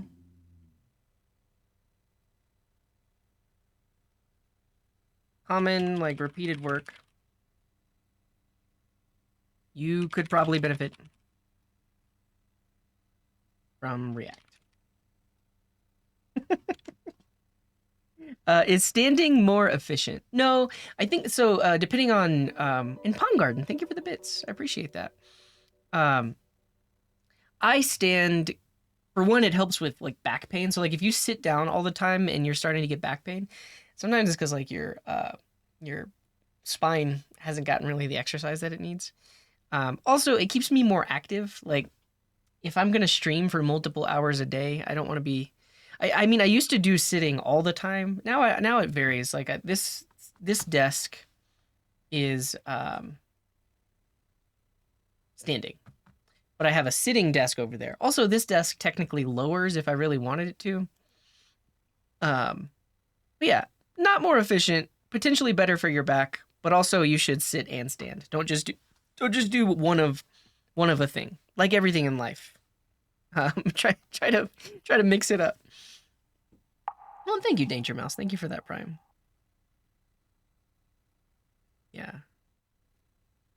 Using vanilla would be a bit more secure, seeing as there's fewer dependencies that could have security vulnerabilities. Well, this is one aspect to consider, right? Like, basically, this is actually considered a lot in large companies or an enterprise. Like, every new dependency you introduce is a potential attack vector or a potential thing that could cause security issues, unless that dependency has been vetted, unless it's been analyzed to make sure that it doesn't do anything malicious or it doesn't expose anything in any way that could result in a vulnerability or a breach of some kind.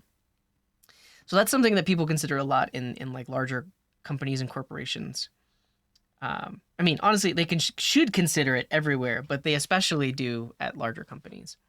But that said, at a certain point, if you're writing everything from scratch, you're introducing your own security vulnerabilities because you have an entire gigantic code base that you now need to maintain that you potentially didn't follow all best practices on. So it's you could go either way. Yeah. Did I miss another support? No, I think it's Danger Mouse.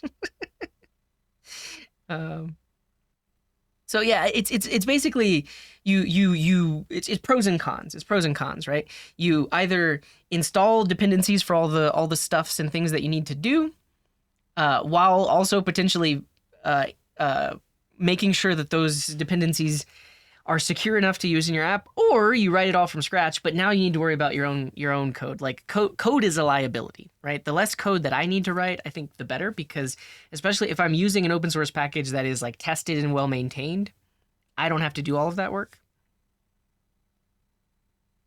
Yeah. Yeah, things are more complicated these days. The thing is, honestly, that could be a like a video topic itself, is just like how a lot of the development practices outside of web development have kind of like made their way into web development. Um, and for the better, I think, in a lot of ways, but also because of the overcomplication of things, it's potentially for the worse in a lot of ways as well. Okay, we're we're talking about the start of our video. So we're making a video on X things you should learn before learning React. But before we do that, we want to say, first, ask yourself, should you actually use React? And I think our main point here is if you don't need JavaScript on a web page to begin with, you probably don't need React. And so these are things like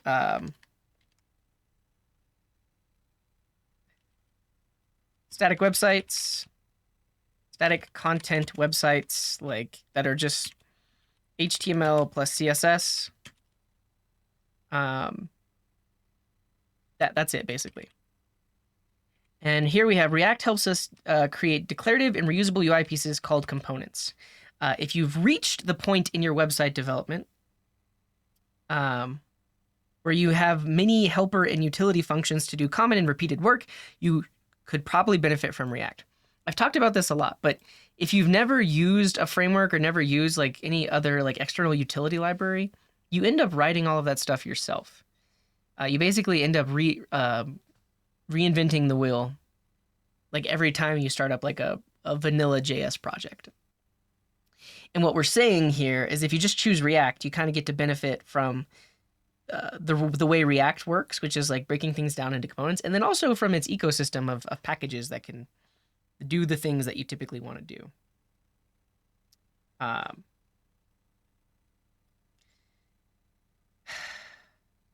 Okay. Yeah, React is all right. I'll give it that. React is okay. I agree with that. I really do like Markdown. It might be my favorite language. And what's up, Visotronic? I'm doing pretty good. All right. Is Twitch all of a sudden just like recommending me on your page or something? I see my viewer number just keeps going up. Welcome in, everybody. Glad to see you. All right. We're going to leave those thoughts there. We're going to come back to it because the next thing I want to talk about is knowing where your code is running. So one of the things you should know before you learn React is basically the client-server architecture, understanding that client-side React code is literally running inside of a web browser. Line 4. Noob coder? What's wrong with line 4? This was just describing who potentially would watch this video. All right, let's break this down a little bit more. Yeah, so we're gonna do that next. We have not even gotten into the like we have a big long list here. These are just like the prereqs that I think you should consider these things before even trying to learn the prereqs.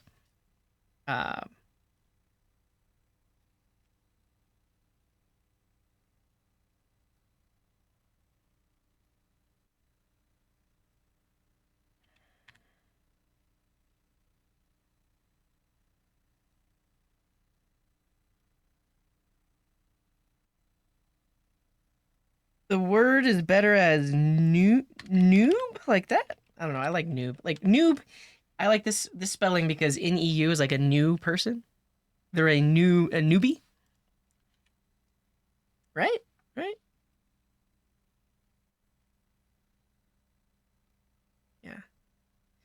You saw that I tried quick and autocomplete. Well, I couldn't get it working for only client side. Ganoop. um,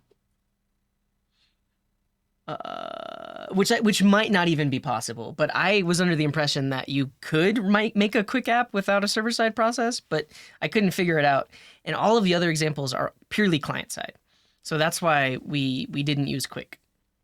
In general, Quick has some really good ideas. I think the idea of like loading the minimum amount of stuff possible and only loading it when you actually need it is a great idea, right? I don't think anyone could say that's a bad idea.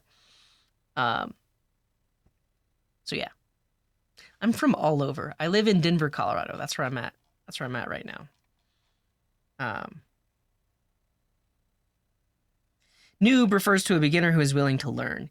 Noob refers to disparagingly to an inexperienced, under-talented hacker or gamer who lacks the determination to learn. There we go. We like the positive connotation of noob. Newbie. You're new to it, but that doesn't mean you'll always be new to it. You can learn. Yeah. Well, here's the thing, America 2050. You're not introducing lag because there are performance optimizations that happen that make it so that the things that need to load potentially load right before they're needed, exactly, instead of exactly when they're needed. So it actually, in a lot of ways, reduces lag. I'm not here to sell you Quick, but you definitely need to understand what it does and how it works and how it compares to something like a hydrating framework. Because when you do hydration, like with Next.js, the initial page render happens and then it needs to be hydrated. And so that actually makes it so certain things you can't interact with until it's been fully hydrated. I don't know. But again, I'm not here to sell you Quick. We're talking about before you learn React, you should know where your code is running. So you should know the difference between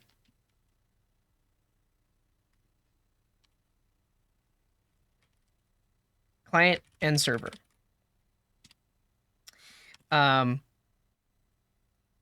React is this is so hard to talk about now with React server components. You just repeat what Rich Harris says? That's funny. Yeah, Andrew, America 2050 and Andrew. Everyone in the chat is a human as far as I know. Some of you could be GPT bots.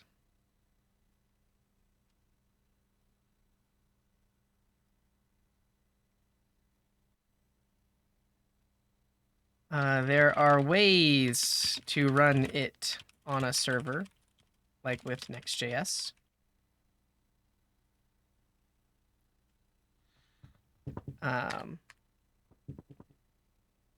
Yeah, this is an important distinction.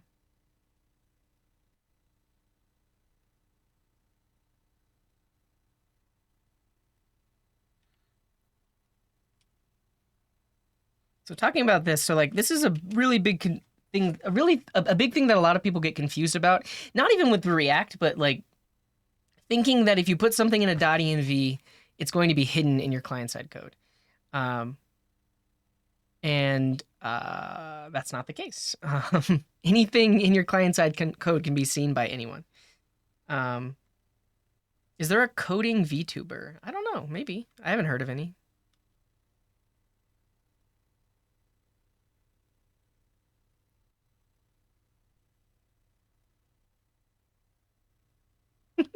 Here's the thing. There is so... Look, if you're new here, I've been doing this a long time. If you go to my YouTube channel and you look at videos, I have I've done over 400 live streams. Like, and these are just the ones that are here. Then we also have the archive channel. And how many are on there? 130. Like, I've done a lot. Like there's a lot of video of me talking and of my face and stuff like that. So like this is a huge data set if you want to create a deep fake. So many examples of my face and my speech patterns and everything else. Somebody is definitely going to do it one day. What do I think of Kick? It's fine.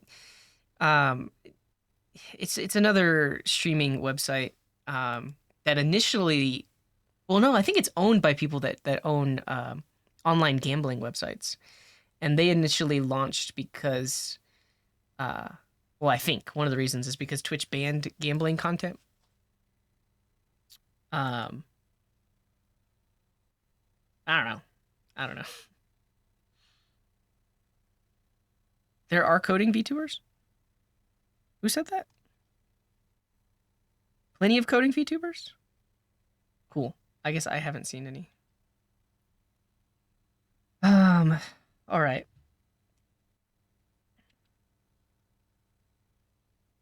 Yeah. Cool. Somebody asked, is React server-side rendered? By default, no.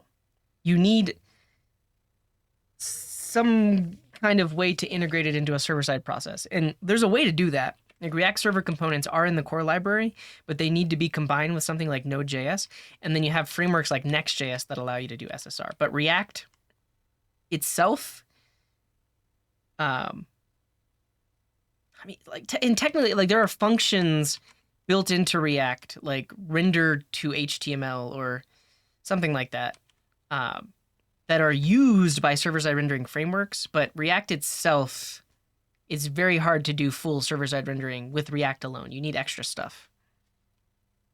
Yeah.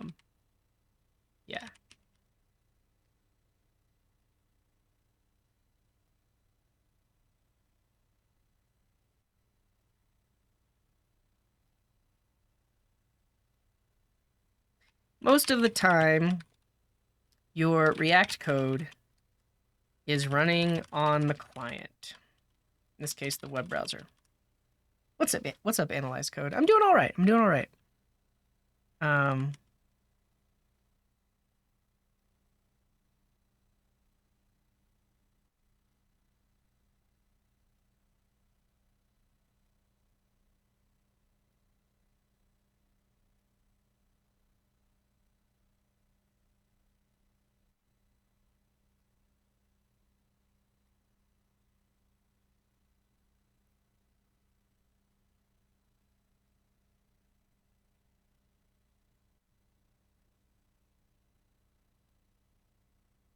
Yeah.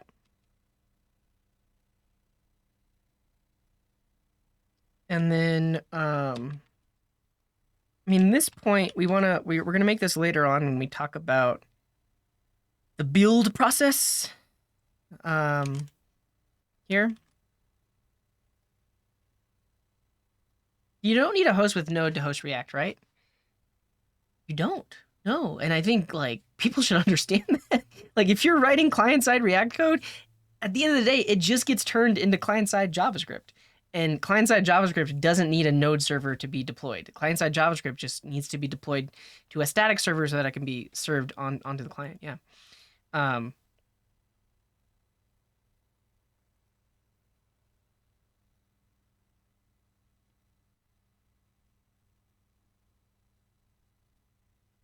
Yeah.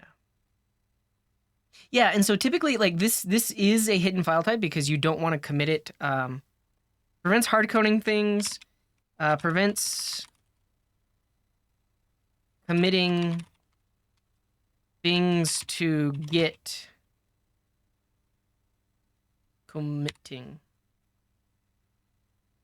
Because it is a hidden file. So not only is it hidden, but you typically also add it to your git ignore. And that way, when you commit your code base, you don't push that .env up to the code base. Yeah, so it needs to be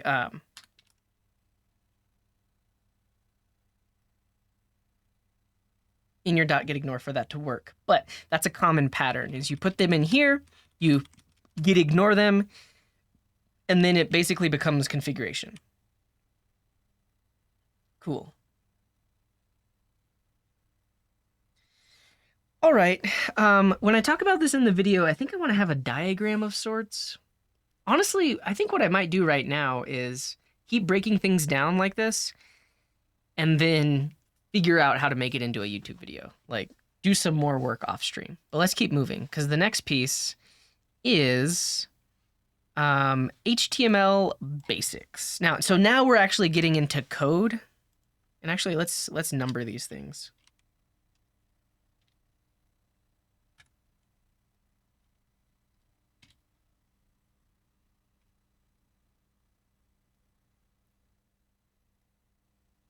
It is a lot of effort, and I mean, at this point, we're really just outlining. We're just making a we're giving ourselves an idea of what we're gonna do. We haven't even made the thing yet. Can you render code snippets? You can, yeah. So you could do triple ticks like this.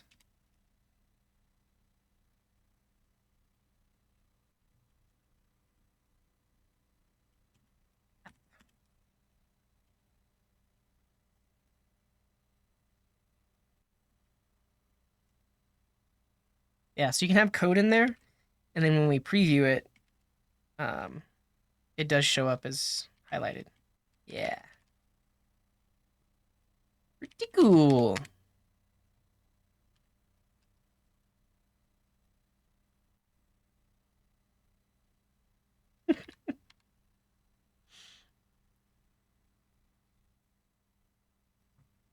Yeah, you should know all of the common elements in HTML. You should know how to structure forms and how to work with text inputs. I mean, really, this is just a bullet point. I don't think we have to dive into all of the basics of HTML. It's just like, you should be very comfortable building the HTML portion of a website.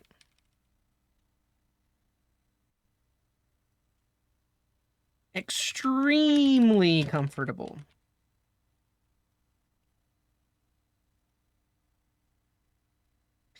Yeah, so I mean, element like forms, the form element and the text or like the input element and text area and select, those are all forms of elements. You're totally right. But really what I meant was like the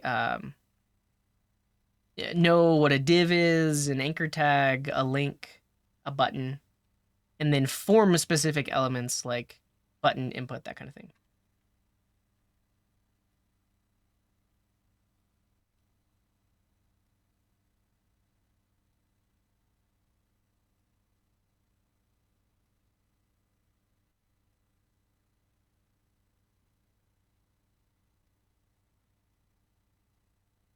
Yeah, so defining attributes on elements, I think that's good. Yeah, elements are tags, right? So tags, exactly. Best time to learn accessibility as well as when you learn HTML. Too many people forget that part. Yeah, we have it on the list. The thing is, I have it in the section, not required, but will help you in the long run. Like, you don't technically need to know about accessibility to write React, but or semantic HTML. But if you know this stuff before you get into React, you're gonna have a much better time because you already have experience with it. That's basically what I'm saying here. So I'm gonna have a section near the end of the video that's like, these things aren't required, but they're really gonna help in the long run. All right, I think I mostly cover these things. Yeah, so get element by tag name is gonna be covered under like DOM manipulation, DOM selection.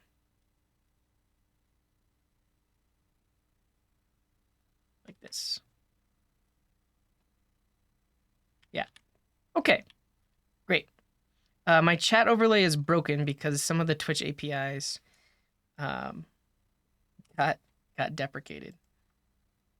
Yeah, ripping pepperonis. But we're gonna fix it on Thursday. That's the plan, anyways.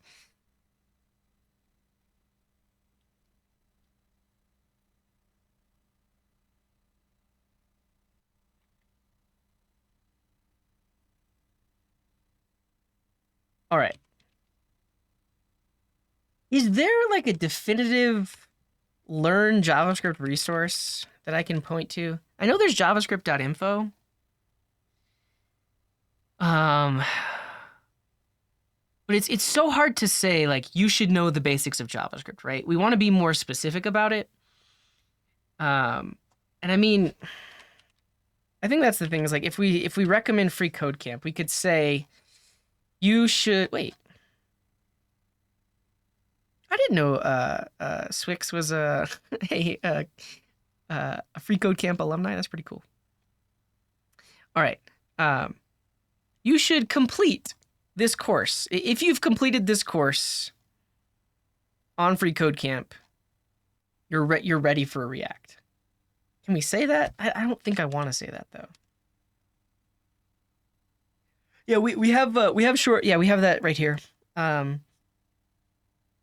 I'll just add like basics of the language. So things like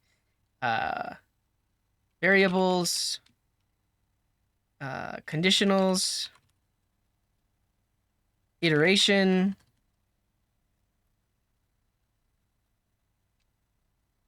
equality, comparison, operators, etc. Yeah. The plan is to make a YouTube video with all of this, but it also will inform the roadmap that we were working on. Like basically the skill tree that says like you need to learn this, this, this before you learn this. Yeah. Okay. Where do we have asyncs? I thought we had async on here. Is it its own bullet point? Yeah, it's its own bullet point. Because even that you can learn after learning the basics of it. But let's talk about ternaries and short circuiting. We can show some quick examples.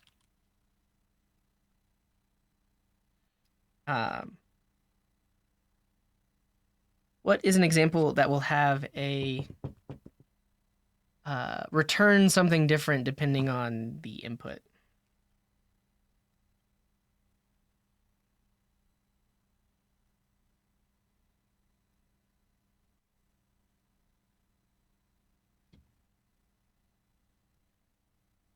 Yeah.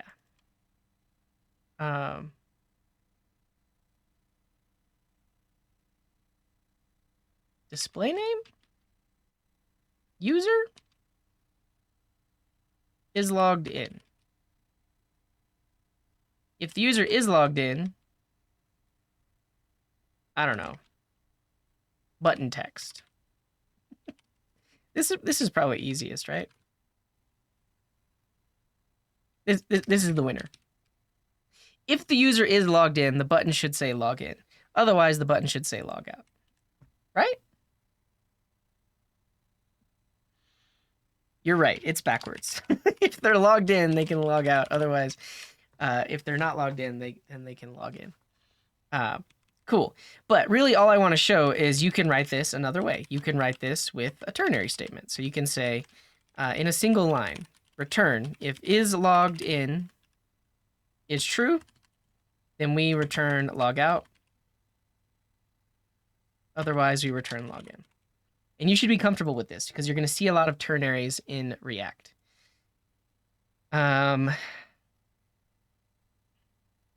other thing is short circuiting. How can I demonstrate a double ampersand?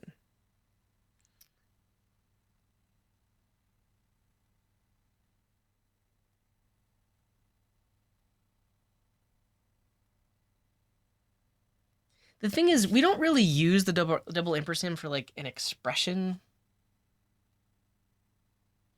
Yeah, ternaries can get very ugly really quick.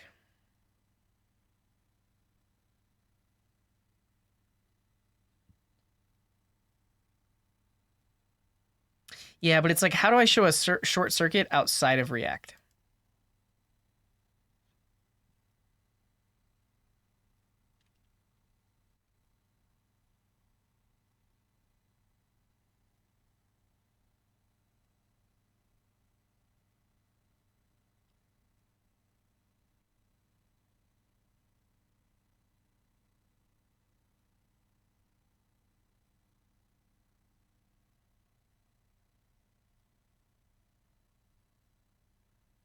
Something like this. The thing is, like a double ampersand inside of an if statement is slightly different.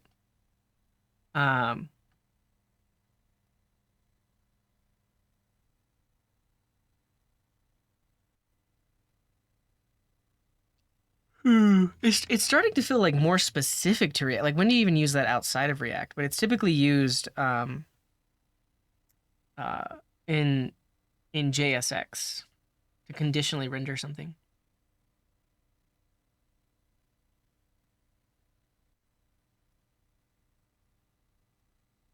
Hmm. I don't know. It's still a comparison, yeah, but it's like it's an expression that evaluates, I guess, to the right hand side.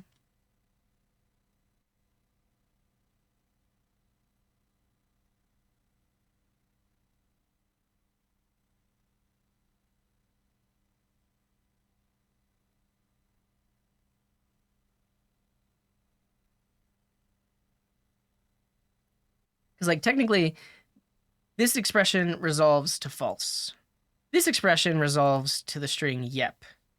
And when you combine that with JSX, JSX doesn't render like falsy values. So if an expression if evaluates to a falsy value, nothing is shown. But if it evaluates to a truthy value, that truthy value is displayed in the JSX. That's really what we're talking about here.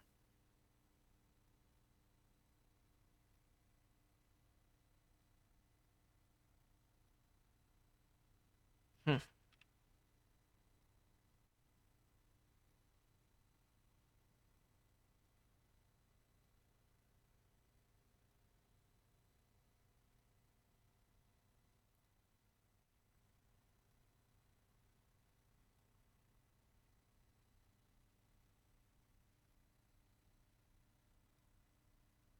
Well, I guess basically what I'm saying is an if statement with a double ampersand is like it's different than an expression that resolves to the right hand side. Right?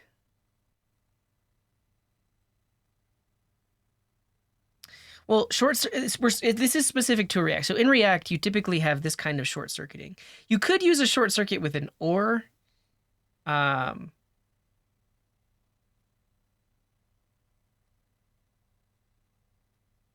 but I don't think you would.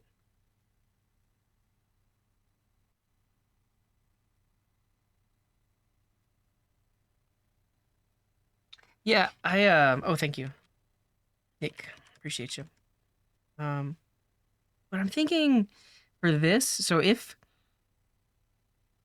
you could have this expression, it'll resolve to the first value in the array, or it will resolve to undefined.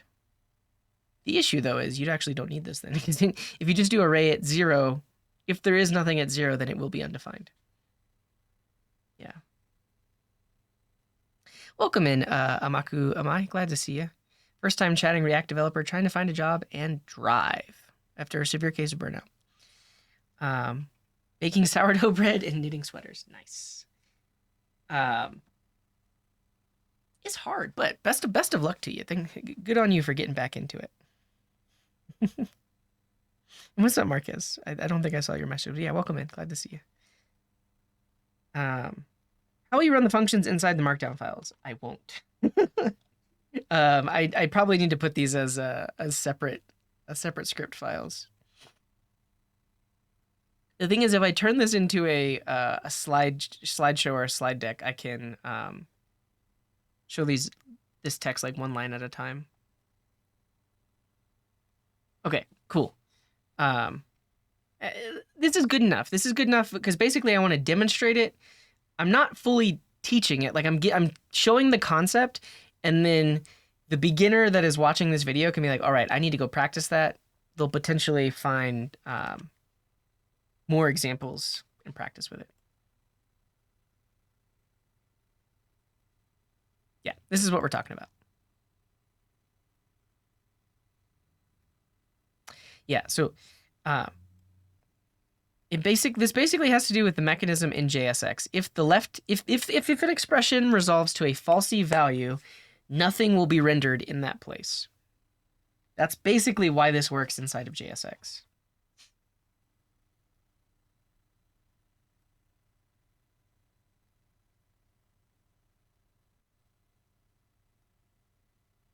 But like in this case, this ternary couldn't be converted to a short circuit because we have two possible outputs here.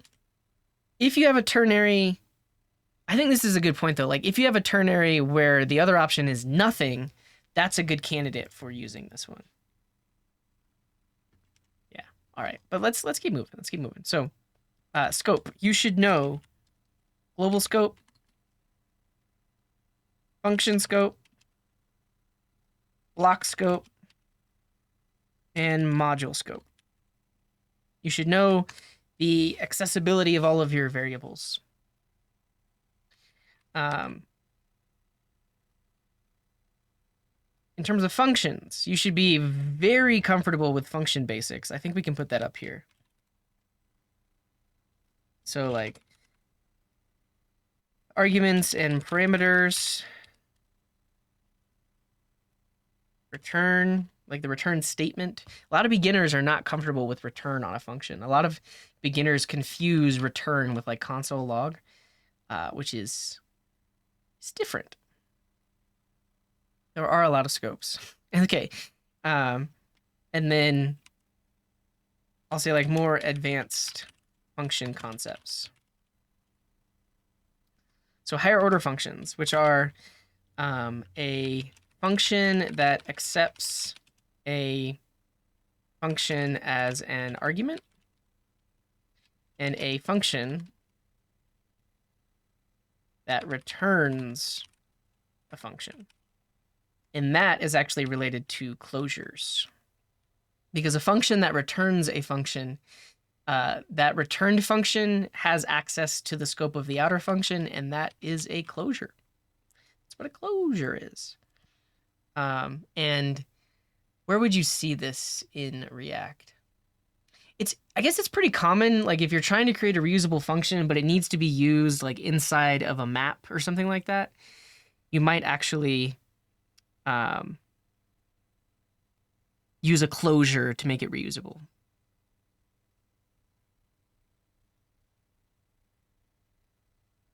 Callbacks. We have callbacks on here, I thought. I think that's on, yeah, under async.js we have that. And we already have scope, but we're going to put hoisting.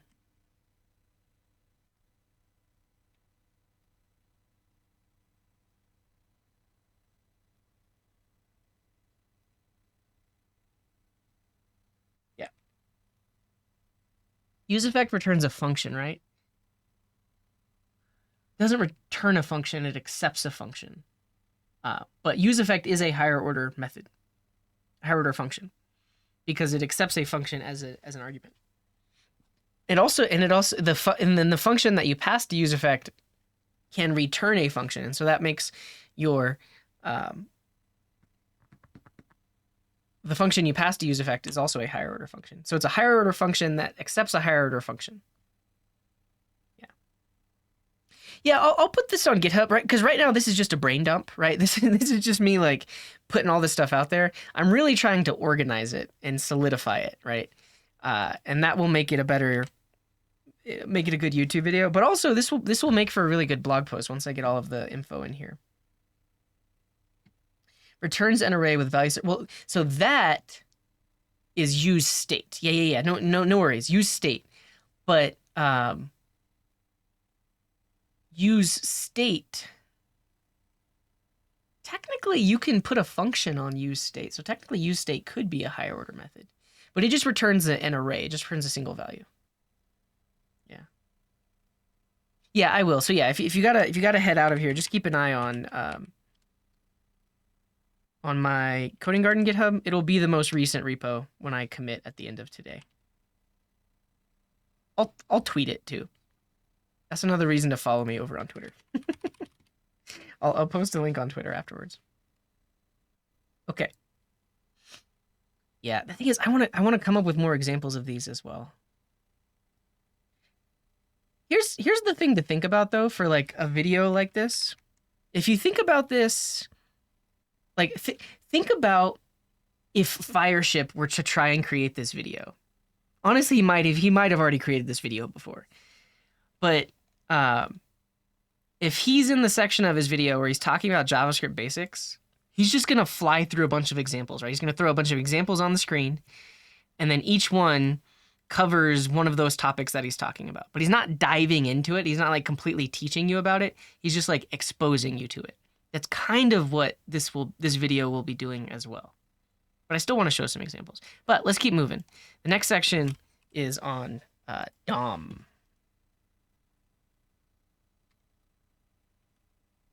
Which is the document object model.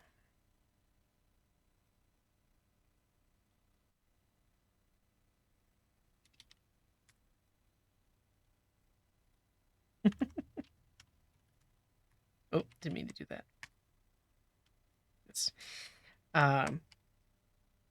Yeah, so understanding the DOM tree, like the tree of nodes, sure.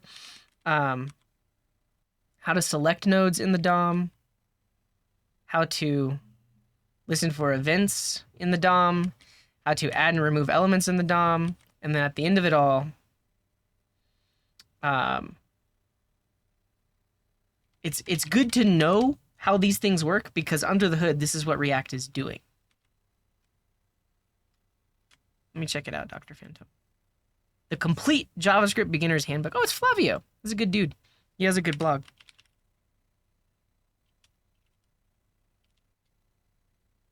Yeah, that's him. Check him out.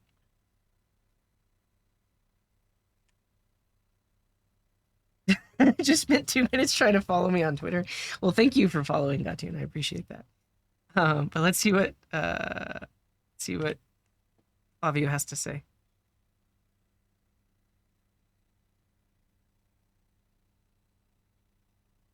Wow. Elon ruined Twitter. I feel like it also depends on what part of Twitter you pay attention to, because you don't have to follow Elon. You can kind of just ignore him, and there are like some good communities of posters and people that you can find on Twitter as well. But yeah, like killing the API was pretty crazy. So I ran into this yesterday because I was posting a blog on dev.to, and they actually have. So I was embedding these YouTube videos and these Twitch VODs, and they used to have a way to embed a tweet. These are all the tweets that I wanted to embed. And it kept, I tried to embed it, and then I kept getting an error. I was like, can't embed. And then I was like, dang, what's happening? And then I realized, I was like, oh, there's literally no way to embed a tweet on an external website, because now the API to extract that data, well, I guess not. I won't say there's no way. I think you can technically do like some kind of iframe embed or something like that. I don't know. But because API access got cut off, I can't embed these tweets here. Also, go look at my blog post. I'm advertising myself a bunch today. Yeah, I mean, this is amazing. I mean, here's the thing with like this is good. This is lots and lots of. You're totally right. I could have inserted a screenshot. Lots and lots of stuff to cover here. For like basics of JS. But I still don't feel comfortable saying these are the things you need to know about JavaScript before learning React, because, for example, classes and inheritance actually aren't important to learn anymore if you want to learn React. They're still good concepts to know, and they help you with code organization, but I would argue like modern React that's just functional and like uses hooks, you don't have to know about classes or inheritance to work with it. Yeah.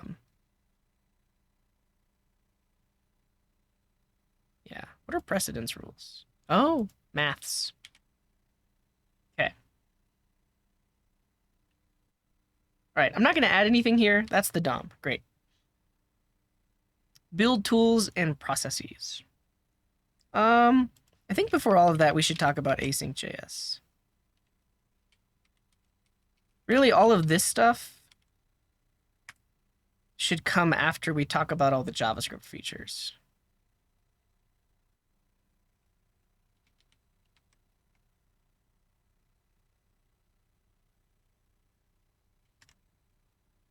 What's this about?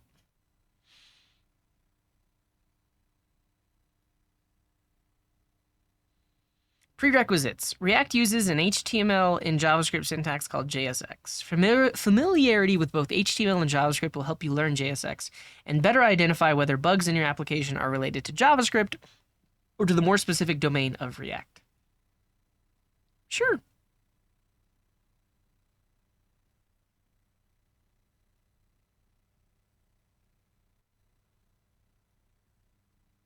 Yeah, this is good stuff.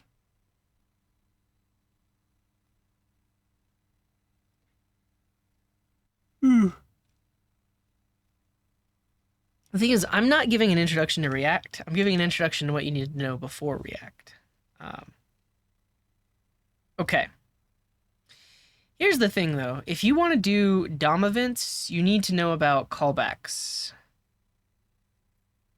But you don't need to know all of async.js before doing this. But let's make a section on this.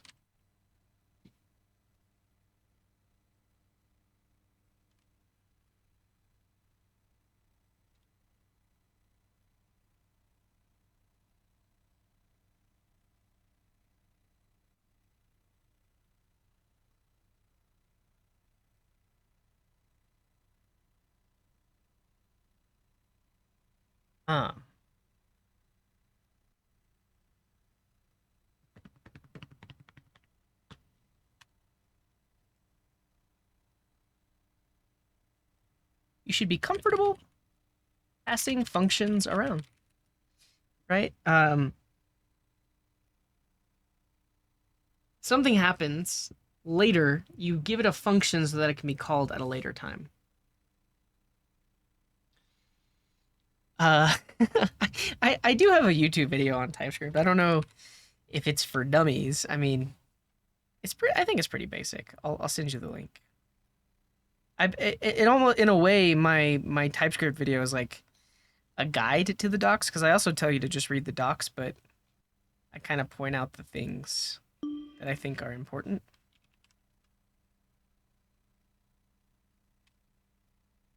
That's my TypeScript video. How much JavaScript do you need to know to use React? Before jumping straight into React, you should have a good understanding of some core JavaScript concepts. Variables, arrow functions.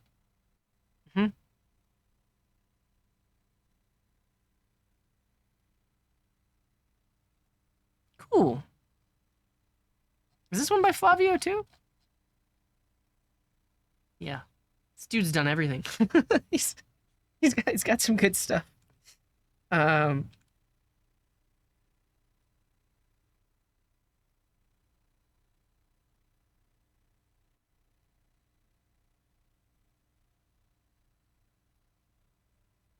Cool.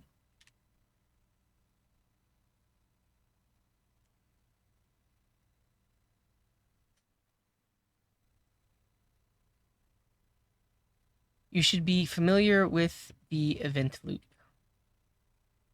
because this is how things like callbacks, promises, and all of that stuff work.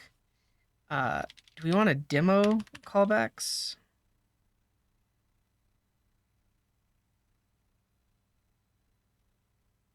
Do long running thing.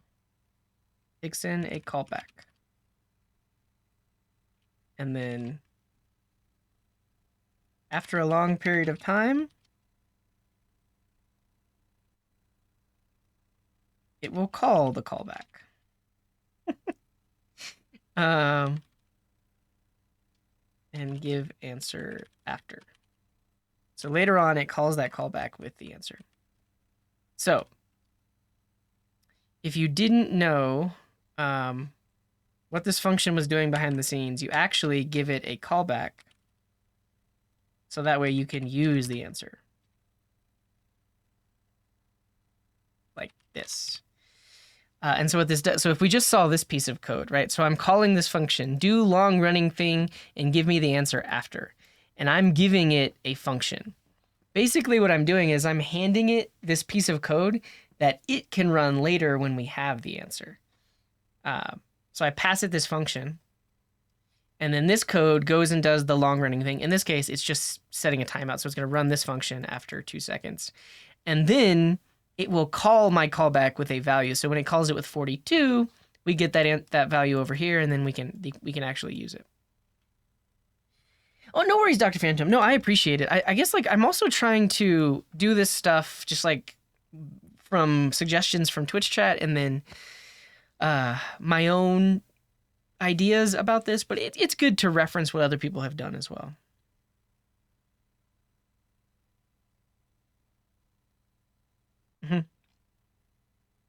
Promises. Map.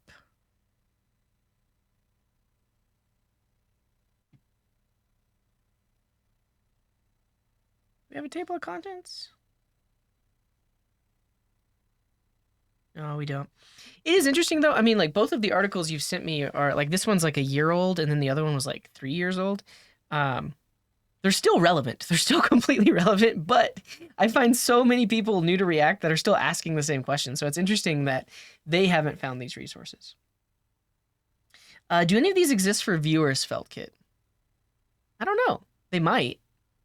But are you saying that's potentially a part of that's something we should target because there's more people searching for that? Yeah. But I do agree that a lot of these prerequisites are fairly general. The thing is, I guess what's nice about Vue and Svelte, yeah, maybe something to think about. Yeah, but the thing that's nice about Vue and Svelte is like there actually are less prerequisites. Like because React uses all this JavaScript stuff, you kind of have to know it. But like Vue and Svelte, there's a bit more magic involved, so you actually don't have to know as much. No, I'm not familiar with Quick. I only tried it once, and I barely tried it.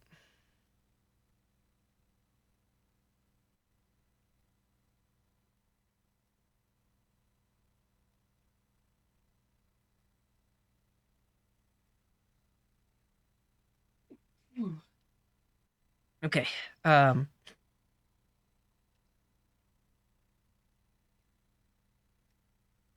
Promises, async await. Yeah. What from the JavaScript topics do I think is not important for Vue? Honestly, probably like basic callbacks are okay. Let's see what I've written so far.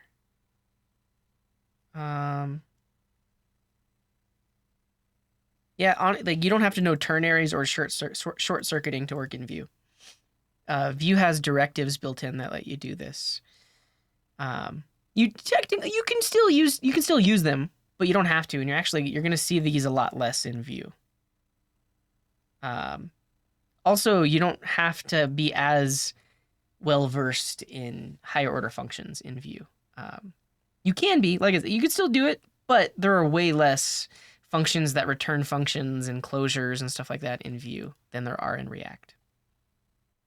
So those are things that, while still important to understand JavaScript, you don't necessarily need to know them to work in Vue or even Svelte. Yeah.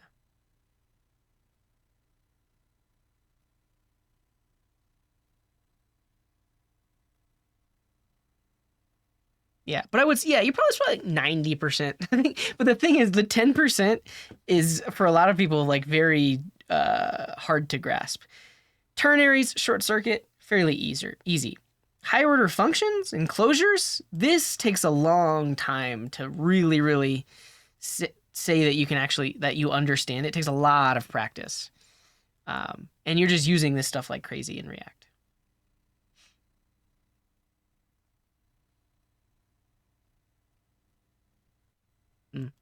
And honestly, I mean, I think that could be a point to be made as well. Like in terms of learning one over the other, like you can be much more productive more quickly with something like Vue or Svelte because you don't necessarily have to spend time learning these things. But if you do learn these things, it's not going to hurt.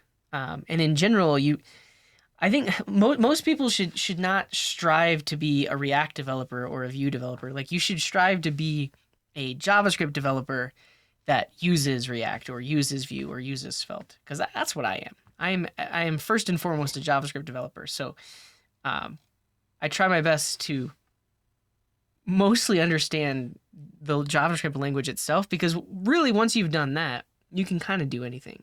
But the whole point of talking about it in this way is like beginners can't, like, they don't have the time to learn everything. They don't, like, it takes a long time to be able to really master something. And so having a guide that says, all right, this is what you should do in what order and how deep you should go into it will help, because they can progress faster rather than spending years mastering JavaScript before even trying to learn React, which no one should do. Like, you have to, at a certain point, you have to realize you're not going to know everything, but you know enough. Yeah. Okay. Do I have something on higher order methods?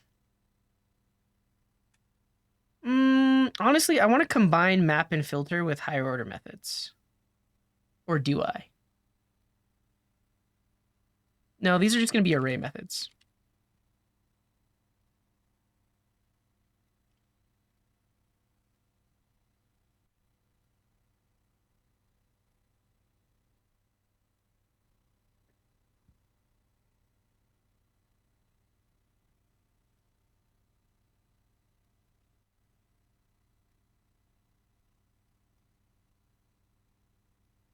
Now,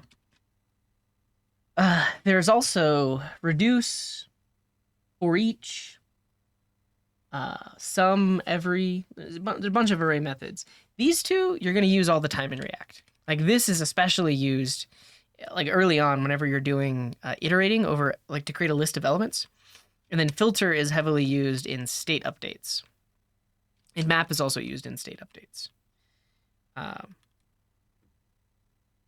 All right, I'm losing steam. So I think I want to at least break this down into separate files. And then maybe, I mean, honestly, each one of these could be like a separate video. I think I still need an overview video. This could be a whole series. This could be a course, honestly. And this is like intermediate web development. What do you need to know before React? Okay.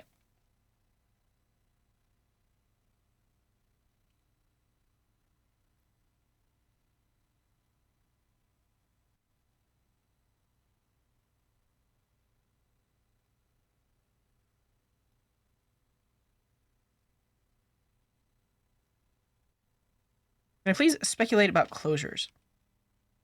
Why are they always a separate topic? To me, it's a very intimate concept. I can't externalize verbally, so recruiters often make the assumption I don't know what it is. What is not obvious about it?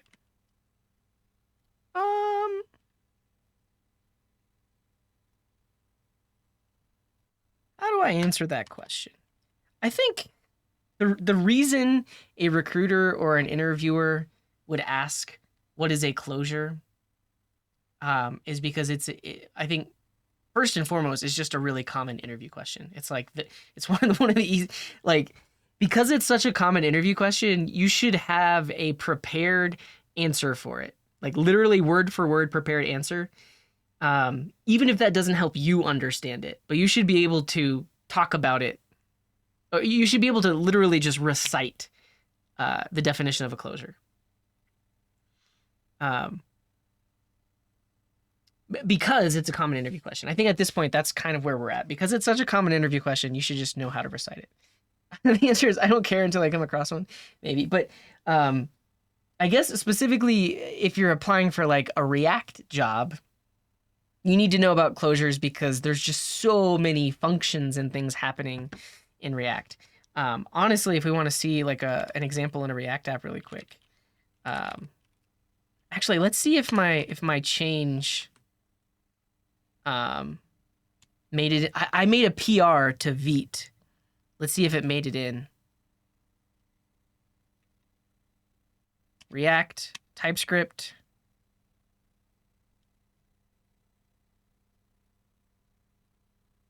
I am a Vite. I'm officially a Vite contributor. It got merged in like a couple days ago.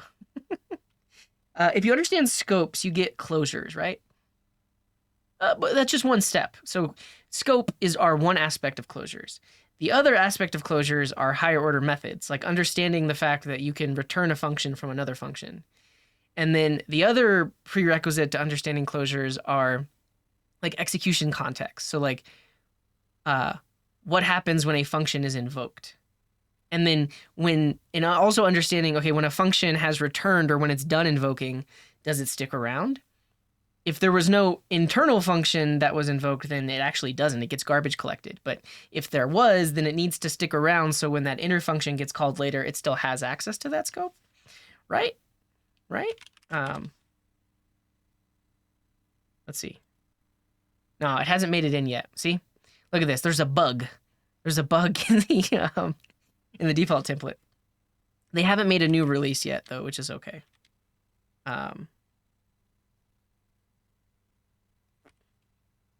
ESLint env, is this what I want? Nice, this is the fix. Basically, this file, you need to tell it, hey, this is technically required by Node, that's why it has the module exports. Okay, what was I gonna show?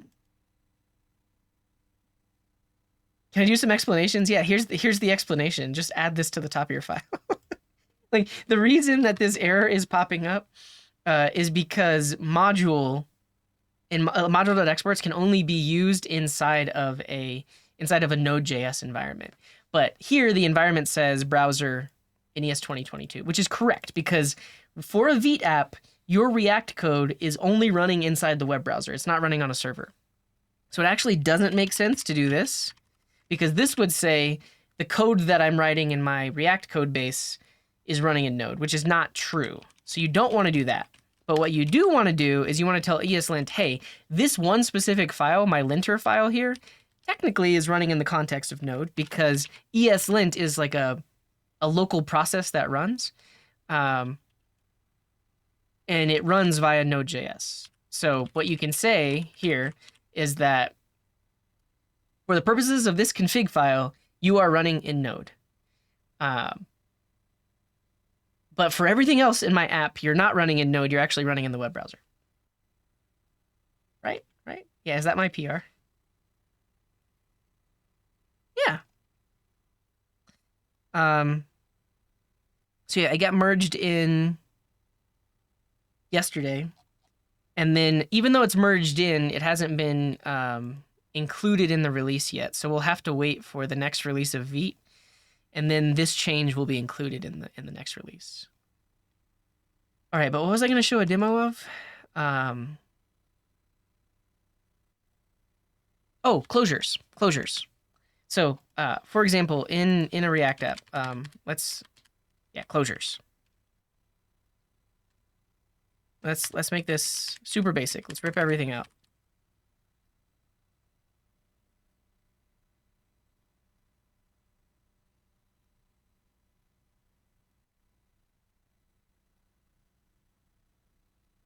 Okay. If I were to do a use effect that, in this case, just gets called on mount, component mounted, because it has no dependencies here. Isn't a React component sort of a closure? Well, if you have event handlers or callbacks defined inside of it, those are the React component itself is technically a closure because it's closing over the scope of those inner functions. Yeah. Yep. Okay, but we're gonna remove strict mode so we don't get a bunch of mounts here. We're gonna start the app up.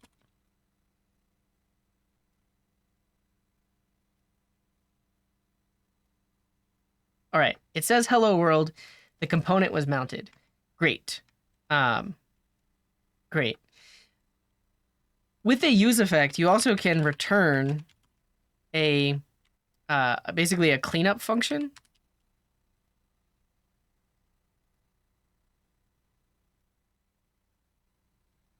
Like this. This is a closure. So the fact that if I were to define a variable out here, like this, and then access that variable in here, I guess in this case it wants me to use const. This is a closure because the outer function, this one, has closed over the scope of the inner function, and it makes it so that I can access the variables of the outer function inside of the inner function. even after the outer function has executed, right? So this function gets called once when the component is mounted. And then it kind of just gets, at that point, it got called once. But the fact that it returned this function means this scope still needs to exist later on whenever this function gets called. But yeah, that's a closure in action. I mean, the thing is, you don't have to know that. You don't even have to call it a closure.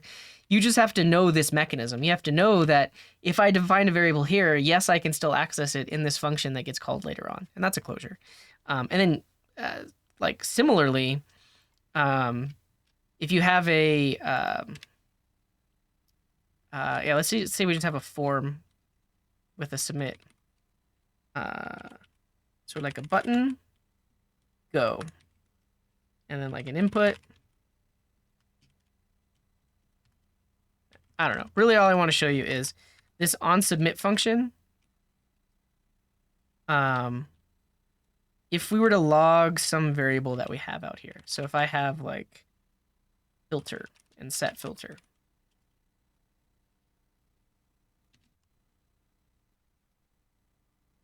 Wait, what did Dr. Phantom say? Zombie scope. Oh, yeah, well, that's another thing to think about, that like a potential memory leak. And that's where like also where the term zombie comes from. It's like dead but it's alive. Where it's like the scope, because you closed over that scope, after you invoke it, it still exists. But then if you never call that other function ever again, it's still there. Like the JavaScript engine is holding on to it because it doesn't know that you don't need it anymore. What if you load data from an API and then return a callback after success? Will the data still show up?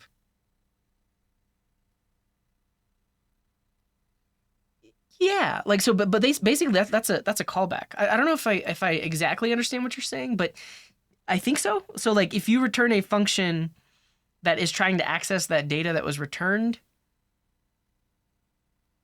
it should have access to it depending on where it was defined. How do I use set interval if I declare it in a try-catch block?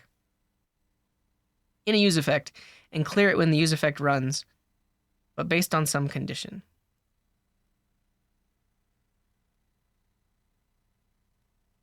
You'll probably need well, first of all, are you really sure you need set interval? A lot of times it's better to combine a set timeout with a function call at the bottom of the set timeout. Because set interval is going to get called every interval no matter what. But sometimes that's not actually what you want. You want it to be called, and then it should call itself again after it has completed, if that makes sense. But just real quick, let me show you what I mean by this submit handler is actually a closure as well. So let's say I have a filter. Starts off as a string, empty string. We bind it here. Also, the onChange here is actually a closure. You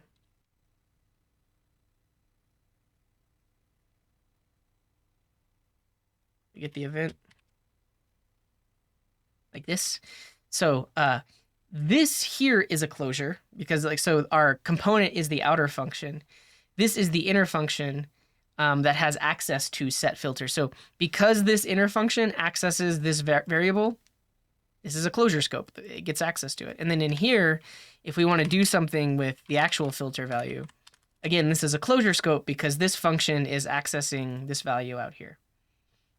So yeah, basically closures are everywhere in your React apps, whether or not you call them that and whether or not you even understood that. This is why I'm saying understanding closures, I think, is important. Yeah.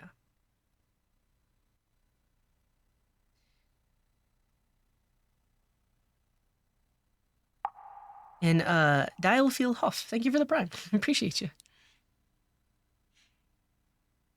What if, yeah, so CB is typically an abbreviation for callback. Like, I think maybe you were talking about the example that I had open earlier under async.js.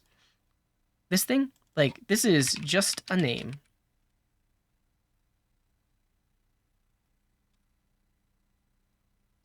And ultimately, whatever you pass into this function, in this case, I'm passing it a function.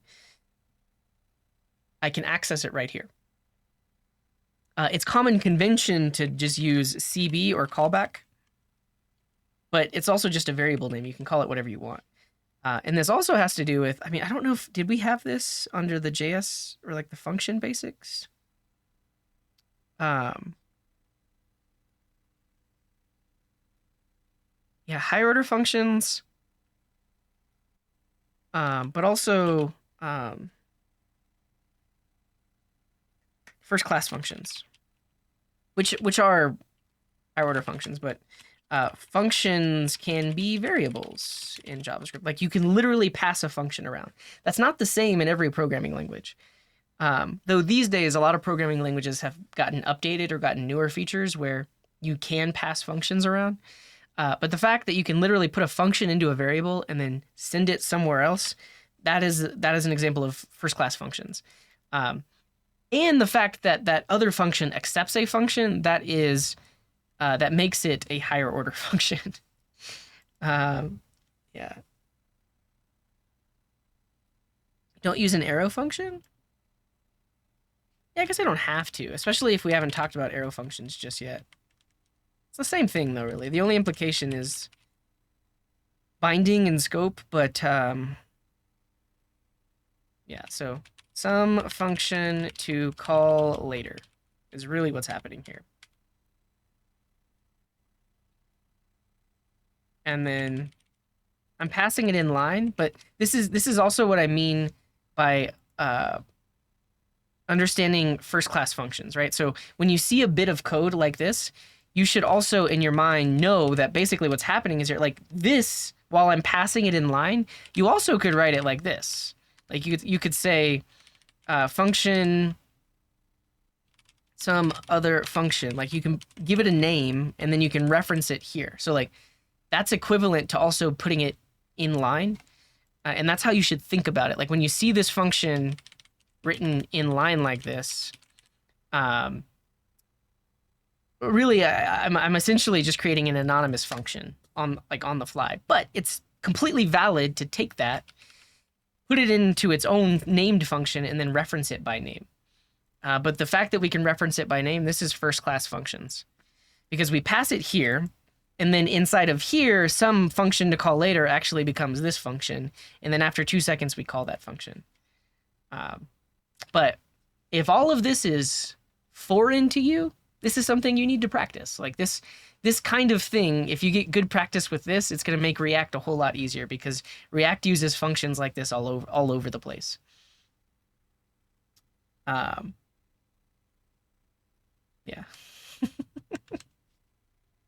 Why not TypeScript React? So, quick shout out for my course. I do teach TypeScript along with React.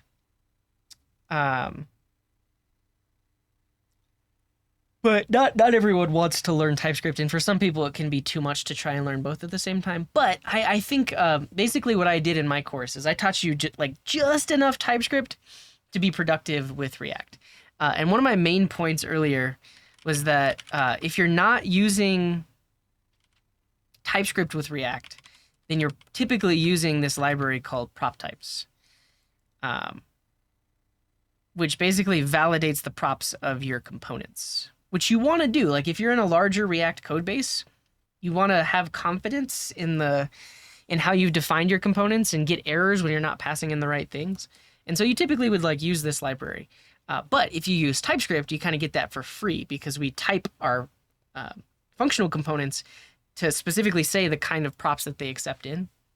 And really, that's one of the main uses of TypeScript with React. At least, I mean, there's more to it than just that, but that's one of the major benefits that you get. Yeah. You want to trigger a callback every time some value changes. Save that callback in the object and call it on every set call. Wait, what? Yeah, and I will say most people do start React without learning TypeScript, but I think it's possible. I think it's possible because the other thing is, I mean, I think a lot of beginners get this wrong as well, like saying, I want to learn TypeScript, and then they learn every possible thing about TypeScript. You don't have to do that. You literally can just learn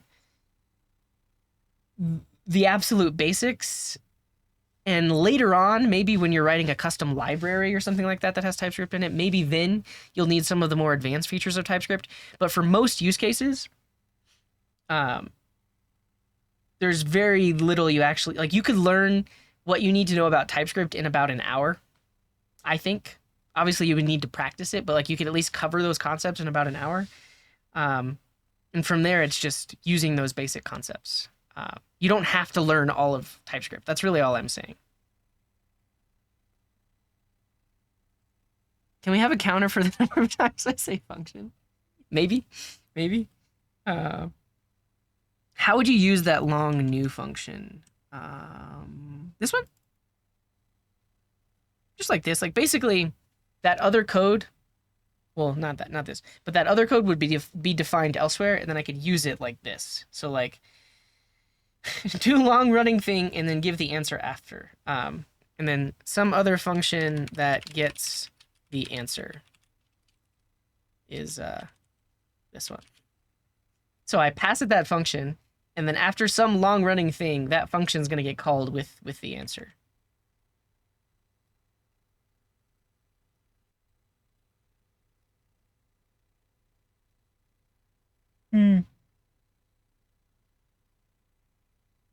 Once they learn TypeScript, they find that React is not good and there are better options.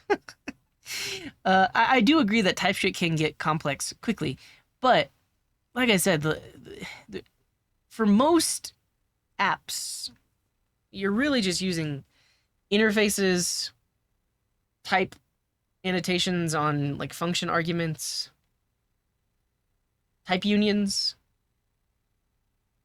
That's it. That's really it. Yeah, but I do agree. Like most places are using TypeScript by default, so yeah.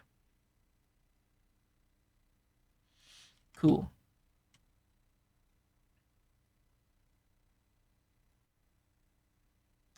All right. Wait, did we create a section on ES 2015? We did. I didn't expand on any of this, but I will later. Yeah.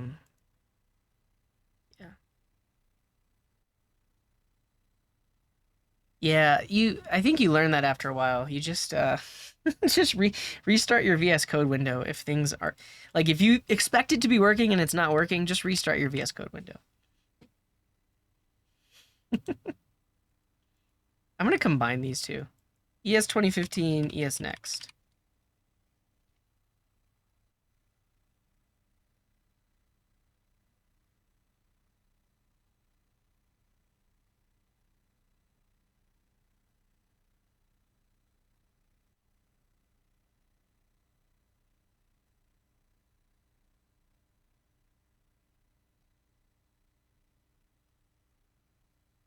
Next up, functional programming. So, what do I want to say about this? When React was initially introduced, like I don't think we really call it this anymore, but like functional reactive programming. FRP. This is like a whole subset of computer science. A programming paradigm for reactive programming using the building blocks of functional programming. React is FRP. It's basically like an implementation of FRP to build front-end websites. And with that, it includes all of the things related to functional programming, like immutability, pure functions, and then using higher order methods like map, reduce, and filter. You don't really use as much reduce in React, but you definitely use a lot of map and filter. And honestly, maybe we did have a section on array methods, but that also ties into FRP.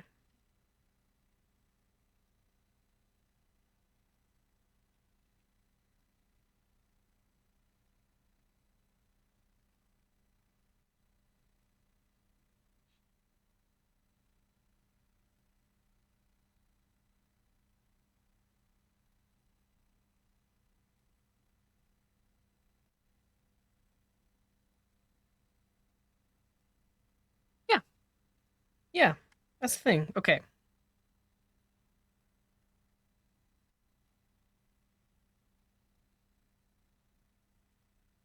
I'm going to combine these.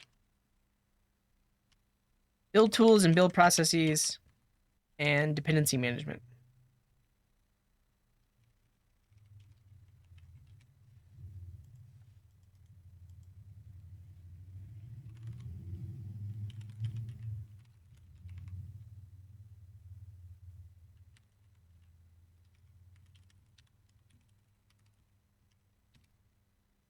Configs, yeah. All right.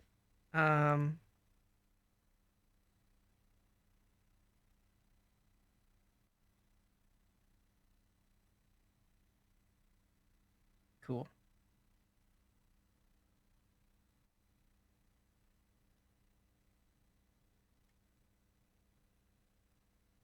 My chat app is broken right now. The Twitch deprecated some APIs that I need to fix, but we're gonna fix that on Thursday. All right. You should know what Node.js is and know its relation to React. So client-side React uses Node.js as a build tool, not as a server-side runtime. Though there may or may not be a listed stream. We'll see. I might have something on Friday. That's why I haven't put it on the calendar yet. I might have an obligation on Friday, but if I don't, there likely will be a listed stream. Now again, we could talk about Next.js here, which technically like is a server-side process that also combines with React, but that's why I've prefixed this with client-side React.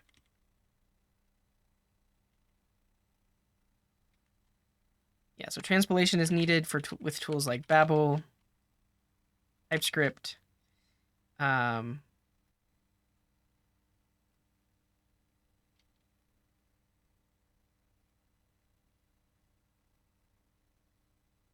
JSX, ESX. Cool.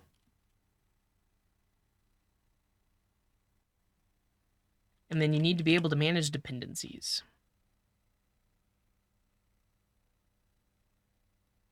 Yeah. Okay.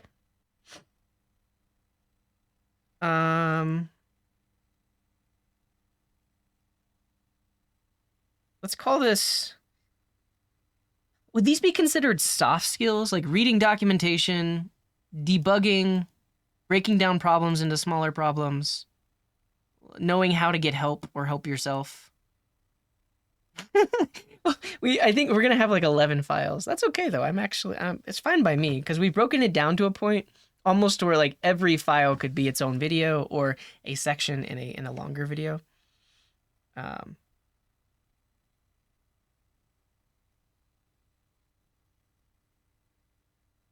Yeah.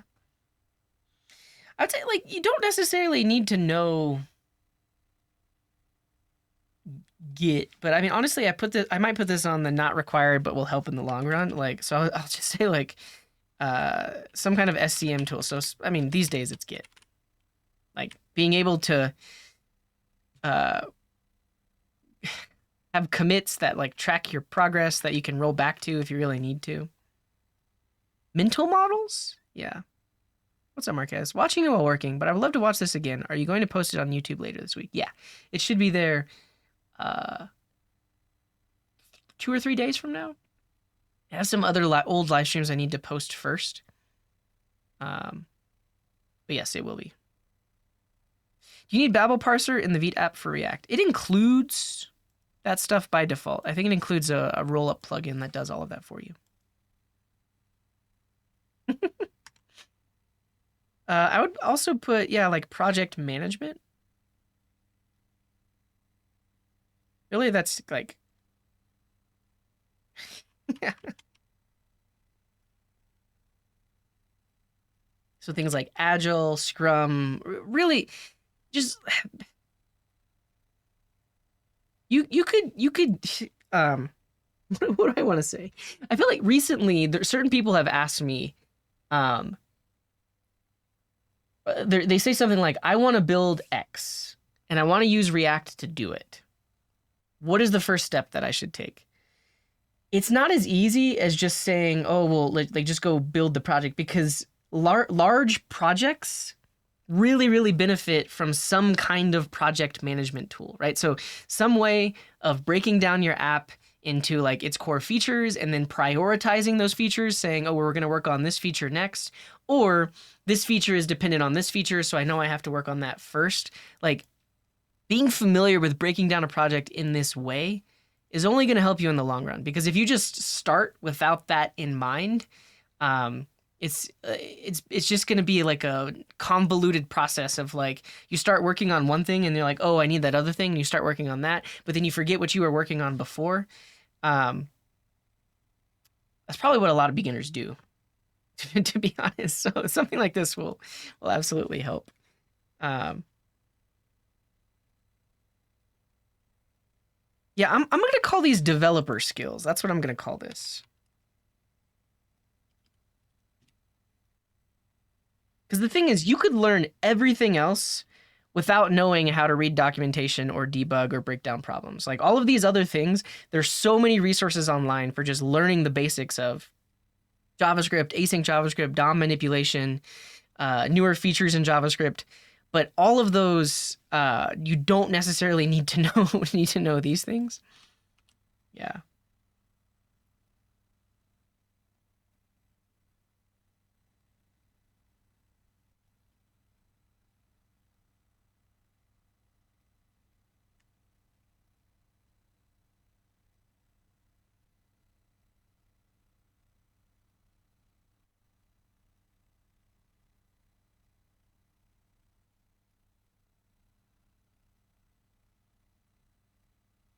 Yeah.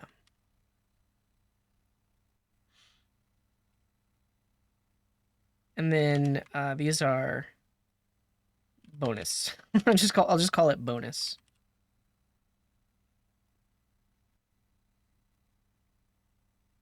Yeah, not required, but will help in the long run. And here, these are not exactly code, but very useful.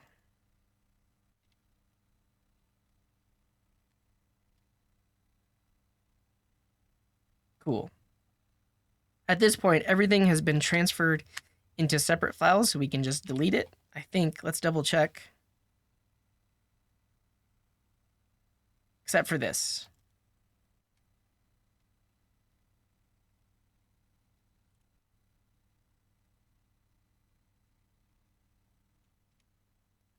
Example React projects.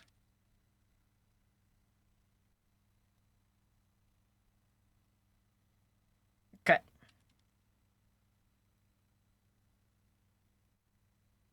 And I don't really need this target audience.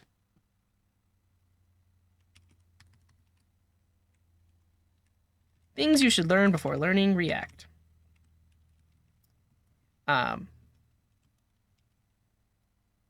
You might not know this, but in the command line, if you do ls-1, you get a list of files all on a new line without extra information. ls-1. Because I want to take this and I want to turn it into like a table of contents. Like this. Today I learned, yeah.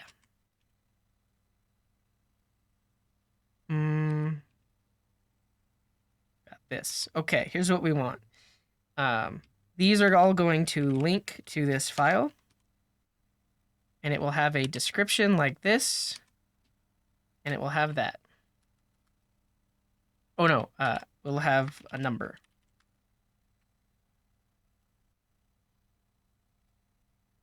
Cool. You can pipe it to the clipboard. Oh yeah, well on a Mac we have PB copy. You could do PB copy like this, and that passes it to your clipboard. It's different on other operating systems, but on a Mac it's PB copy. What do I want to do? Actually, just a second. Let's go back to, yeah, this. Oh no, not that.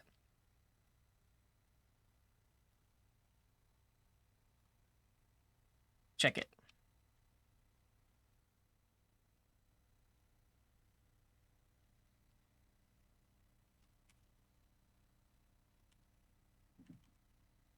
Um,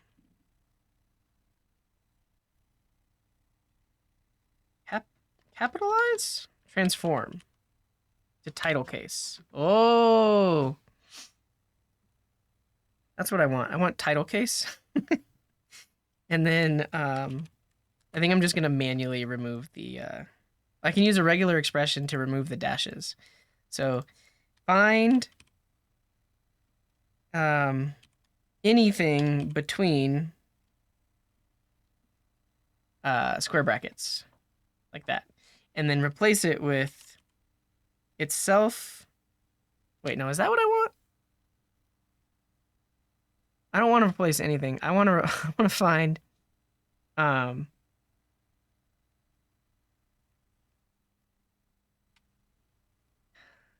dashes inside of square brackets, and I want to replace them with a space.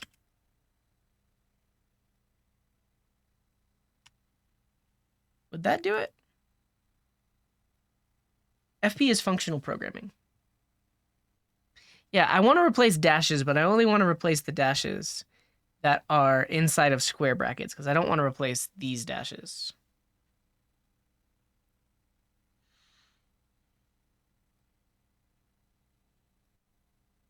Um,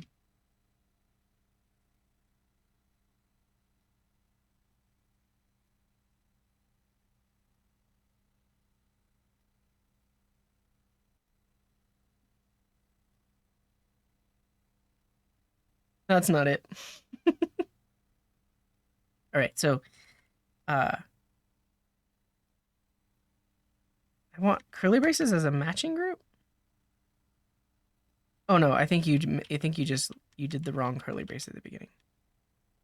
So find any white space followed by one or more slash followed by, or not white space, any word.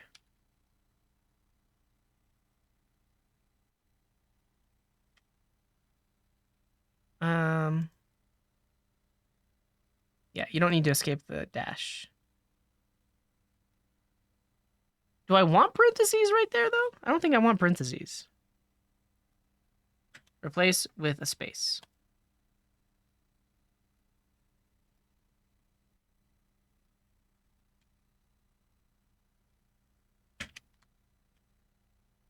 No, at this point, I just delete them manually.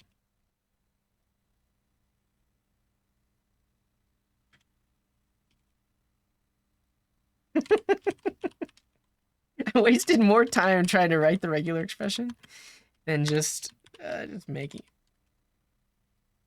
like this.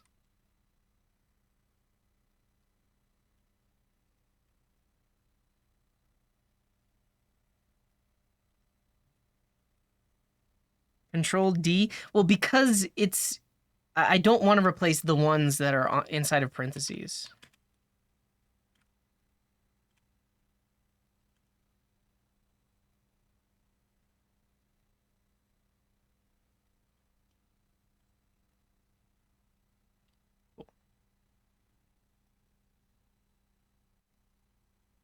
Well, that didn't look right. Should you use React?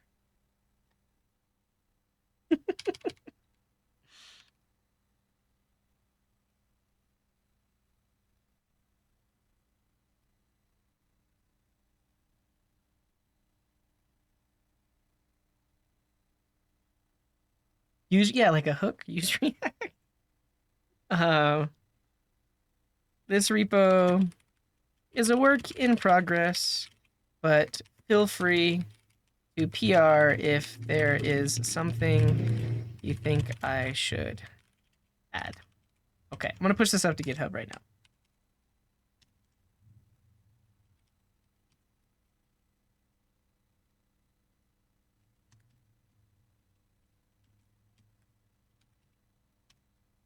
Things you should learn before learning React.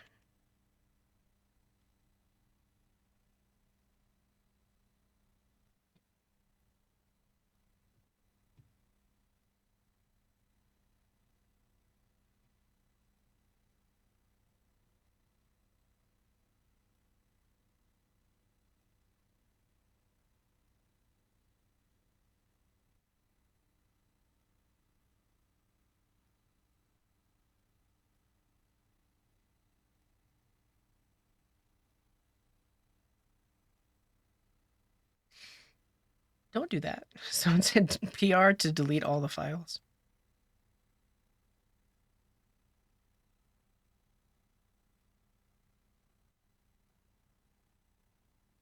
It's a placeholder, but we ended up. The thing is, it's more than 10 things. Because each thing has multiple things within it that you need to learn. Okay, but we need to do a couple of things before we do it. First of all, get init. Second of all, we need to add a license. I'm giving it the MIT license. Like that. We also want to get ignore file for node, so that way we don't commit our node modules in our React example. And then we're going to copyright Coding Garden LLC. Great. Great.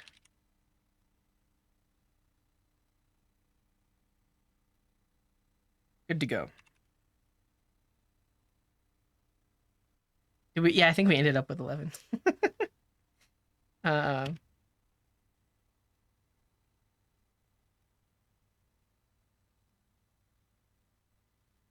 we go.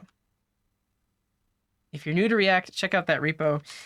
Ideally, this will be a YouTube video or series of videos very soon.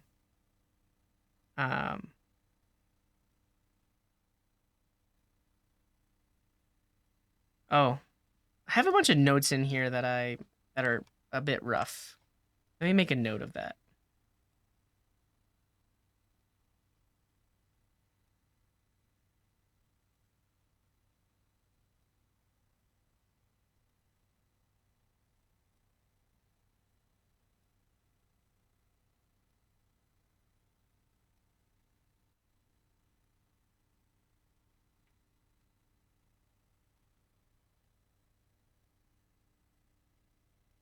Yeah. Do we do the same thing for every single one? Cool.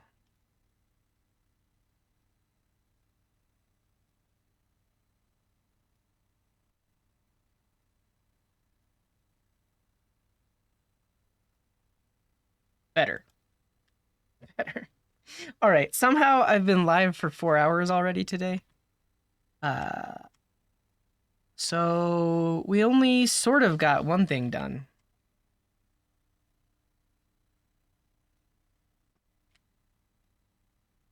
Yeah.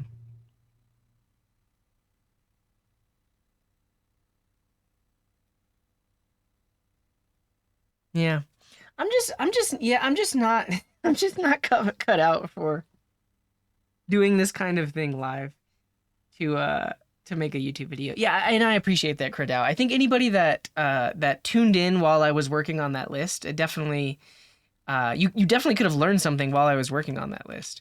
But personally, my goal was also to take that and turn it into a YouTube video, which I did not do.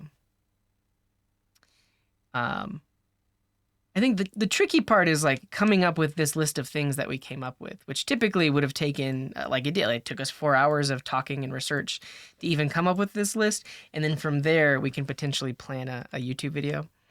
I think using signals in React is probably a pretty, it could be a popular YouTube video. Any recommendations on how to convert from a React framework to a server-driven framework, if possible? If you're using React Router,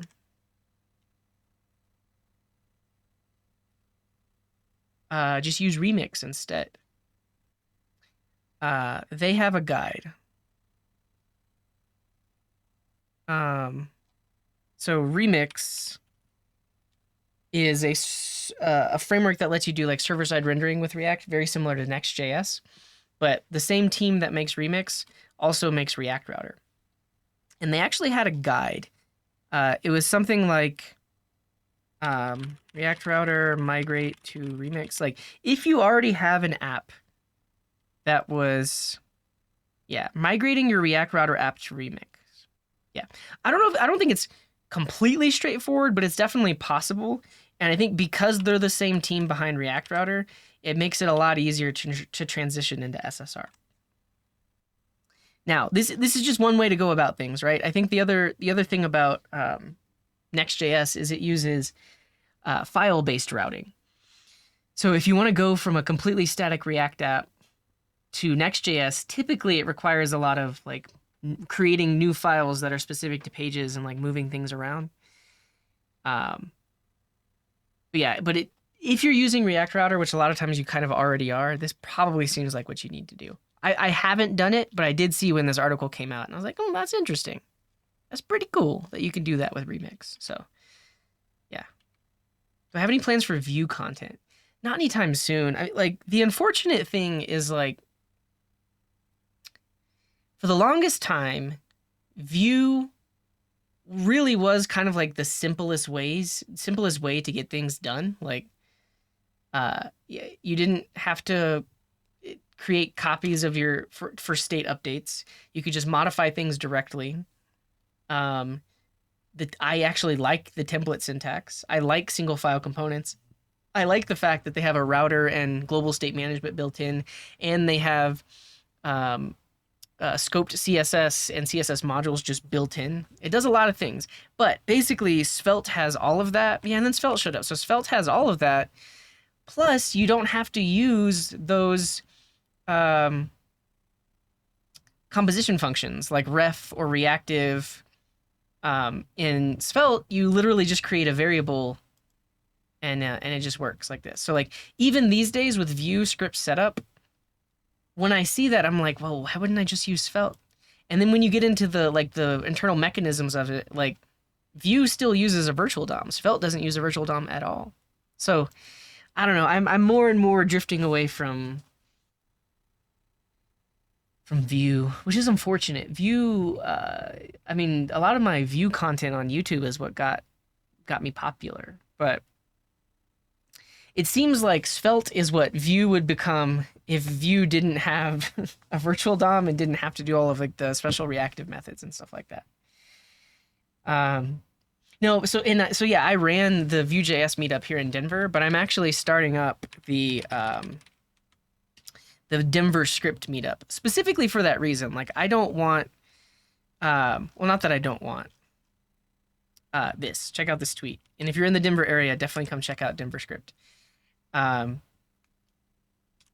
was focusing all of my efforts on the Vue.js meetup, and not that many people would attend, but now I'm focusing my organizing efforts on Denver script, which is much more general. We'll talk about Vue and Svelte and backend and front end and all of that good stuff. Yeah. You found me trying to do socket communication. Cool. Yeah. Vue is still good. The thing is, like, it's not like I won't build apps with Vue. What did Alka say? Alka said, come back to Vue. But it's like, all of the reasons that I liked Vue are all the same reasons that I like Svelte, but Svelte is like even more straightforward, right? Like, looking at this, literally, it's just a JavaScript variable. Like, people talk about React being just JavaScript. Svelte, in a way, is just JavaScript. I literally have a variable, and then I can reference it in my template. And then, same thing, I can reference it in my template, and then I can just literally modify that variable. I don't need any sort of like set state or any weird thing like that. I literally have a variable, I modify it, I access it in my template. Yeah. The thing is, if you look at the history of it, the version of Svelte before the most latest version looked exactly like Vue.js. So Svelte learned a ton and actually like even stole the dev experience from Vue. And then I think in reverse, like the new script setup in Vue was kind of stolen from Svelte to make it look more JavaScripty. Yeah, Svelte 2 looked like it looked like the options API for Vue. Vue is about to introduce suspense. Will I try it? Maybe. I never got into React suspense either, though. Oh, thank you, Murdoch. Is this our first time seeing this notification? I implemented webhooks a few months back. Thank you, Murdoch. Thanks for being a GitHub sponsor. I appreciate that. Yeah, that was a few months back. I implemented webhooks to add GitHub sponsor notifications. That's awesome. Thank you, Murdoch. I'll show you real quick. If you want to support me on GitHub sponsors, it's actually the way of supporting me that gives me the most money. And you can support me, I think, with as little as $5 a month. You can become a GitHub sponsor of the Coding Garden. I appreciate that, Murdoch. Thank you so much. You don't like the Svelte logo? I think it's fine. And I appreciate it, Murdoch. All right, I'm gonna get out of here. But thank you all for hanging out today. This is probably the highest viewership stream I've had in the past 2 weeks. Maybe there was one that was slightly higher, but I appreciate it. Thank you for sticking around. Thank you for supporting the Coding Garden. I have some stuff that I'm gonna leave you with. If you want to stay entertained, go check out my blog post over here. And better, start at Twitter. Go to Twitter, look at my tweet from yesterday, click on it, like it, potentially retweet it, and then click the link over to dev.to and look at the recap for May and June. There might be something in here that you missed that you will find interesting. I talk about basically almost every live stream that I did, and YouTube videos that I made, and tweets that I did, and IRL streams that I did. And so you might find something interesting in there. Definitely check it out, and follow me in all the YouTube places, and on Twitter, like I just mentioned. Yeah, let's go on a raid. Oh, not that. That's not that. Here are the raid messages. If you're a sub, you can use this raid message. If you're not a sub, you can use this raid message. You can also come up with your own raid message. Or just say hi, because whoever we raid, I want you to be very kind, show them lots of love, and drop a follow if you like what they're doing. I'll see you all tomorrow. Check the schedule here. I'll be live around the same time. We'll be working on IRL tools, so tools to use when I'm IRL streaming. But with that, wherever you are in the world, have a wonderful morning, afternoon, evening, or night. And until next time, here's this.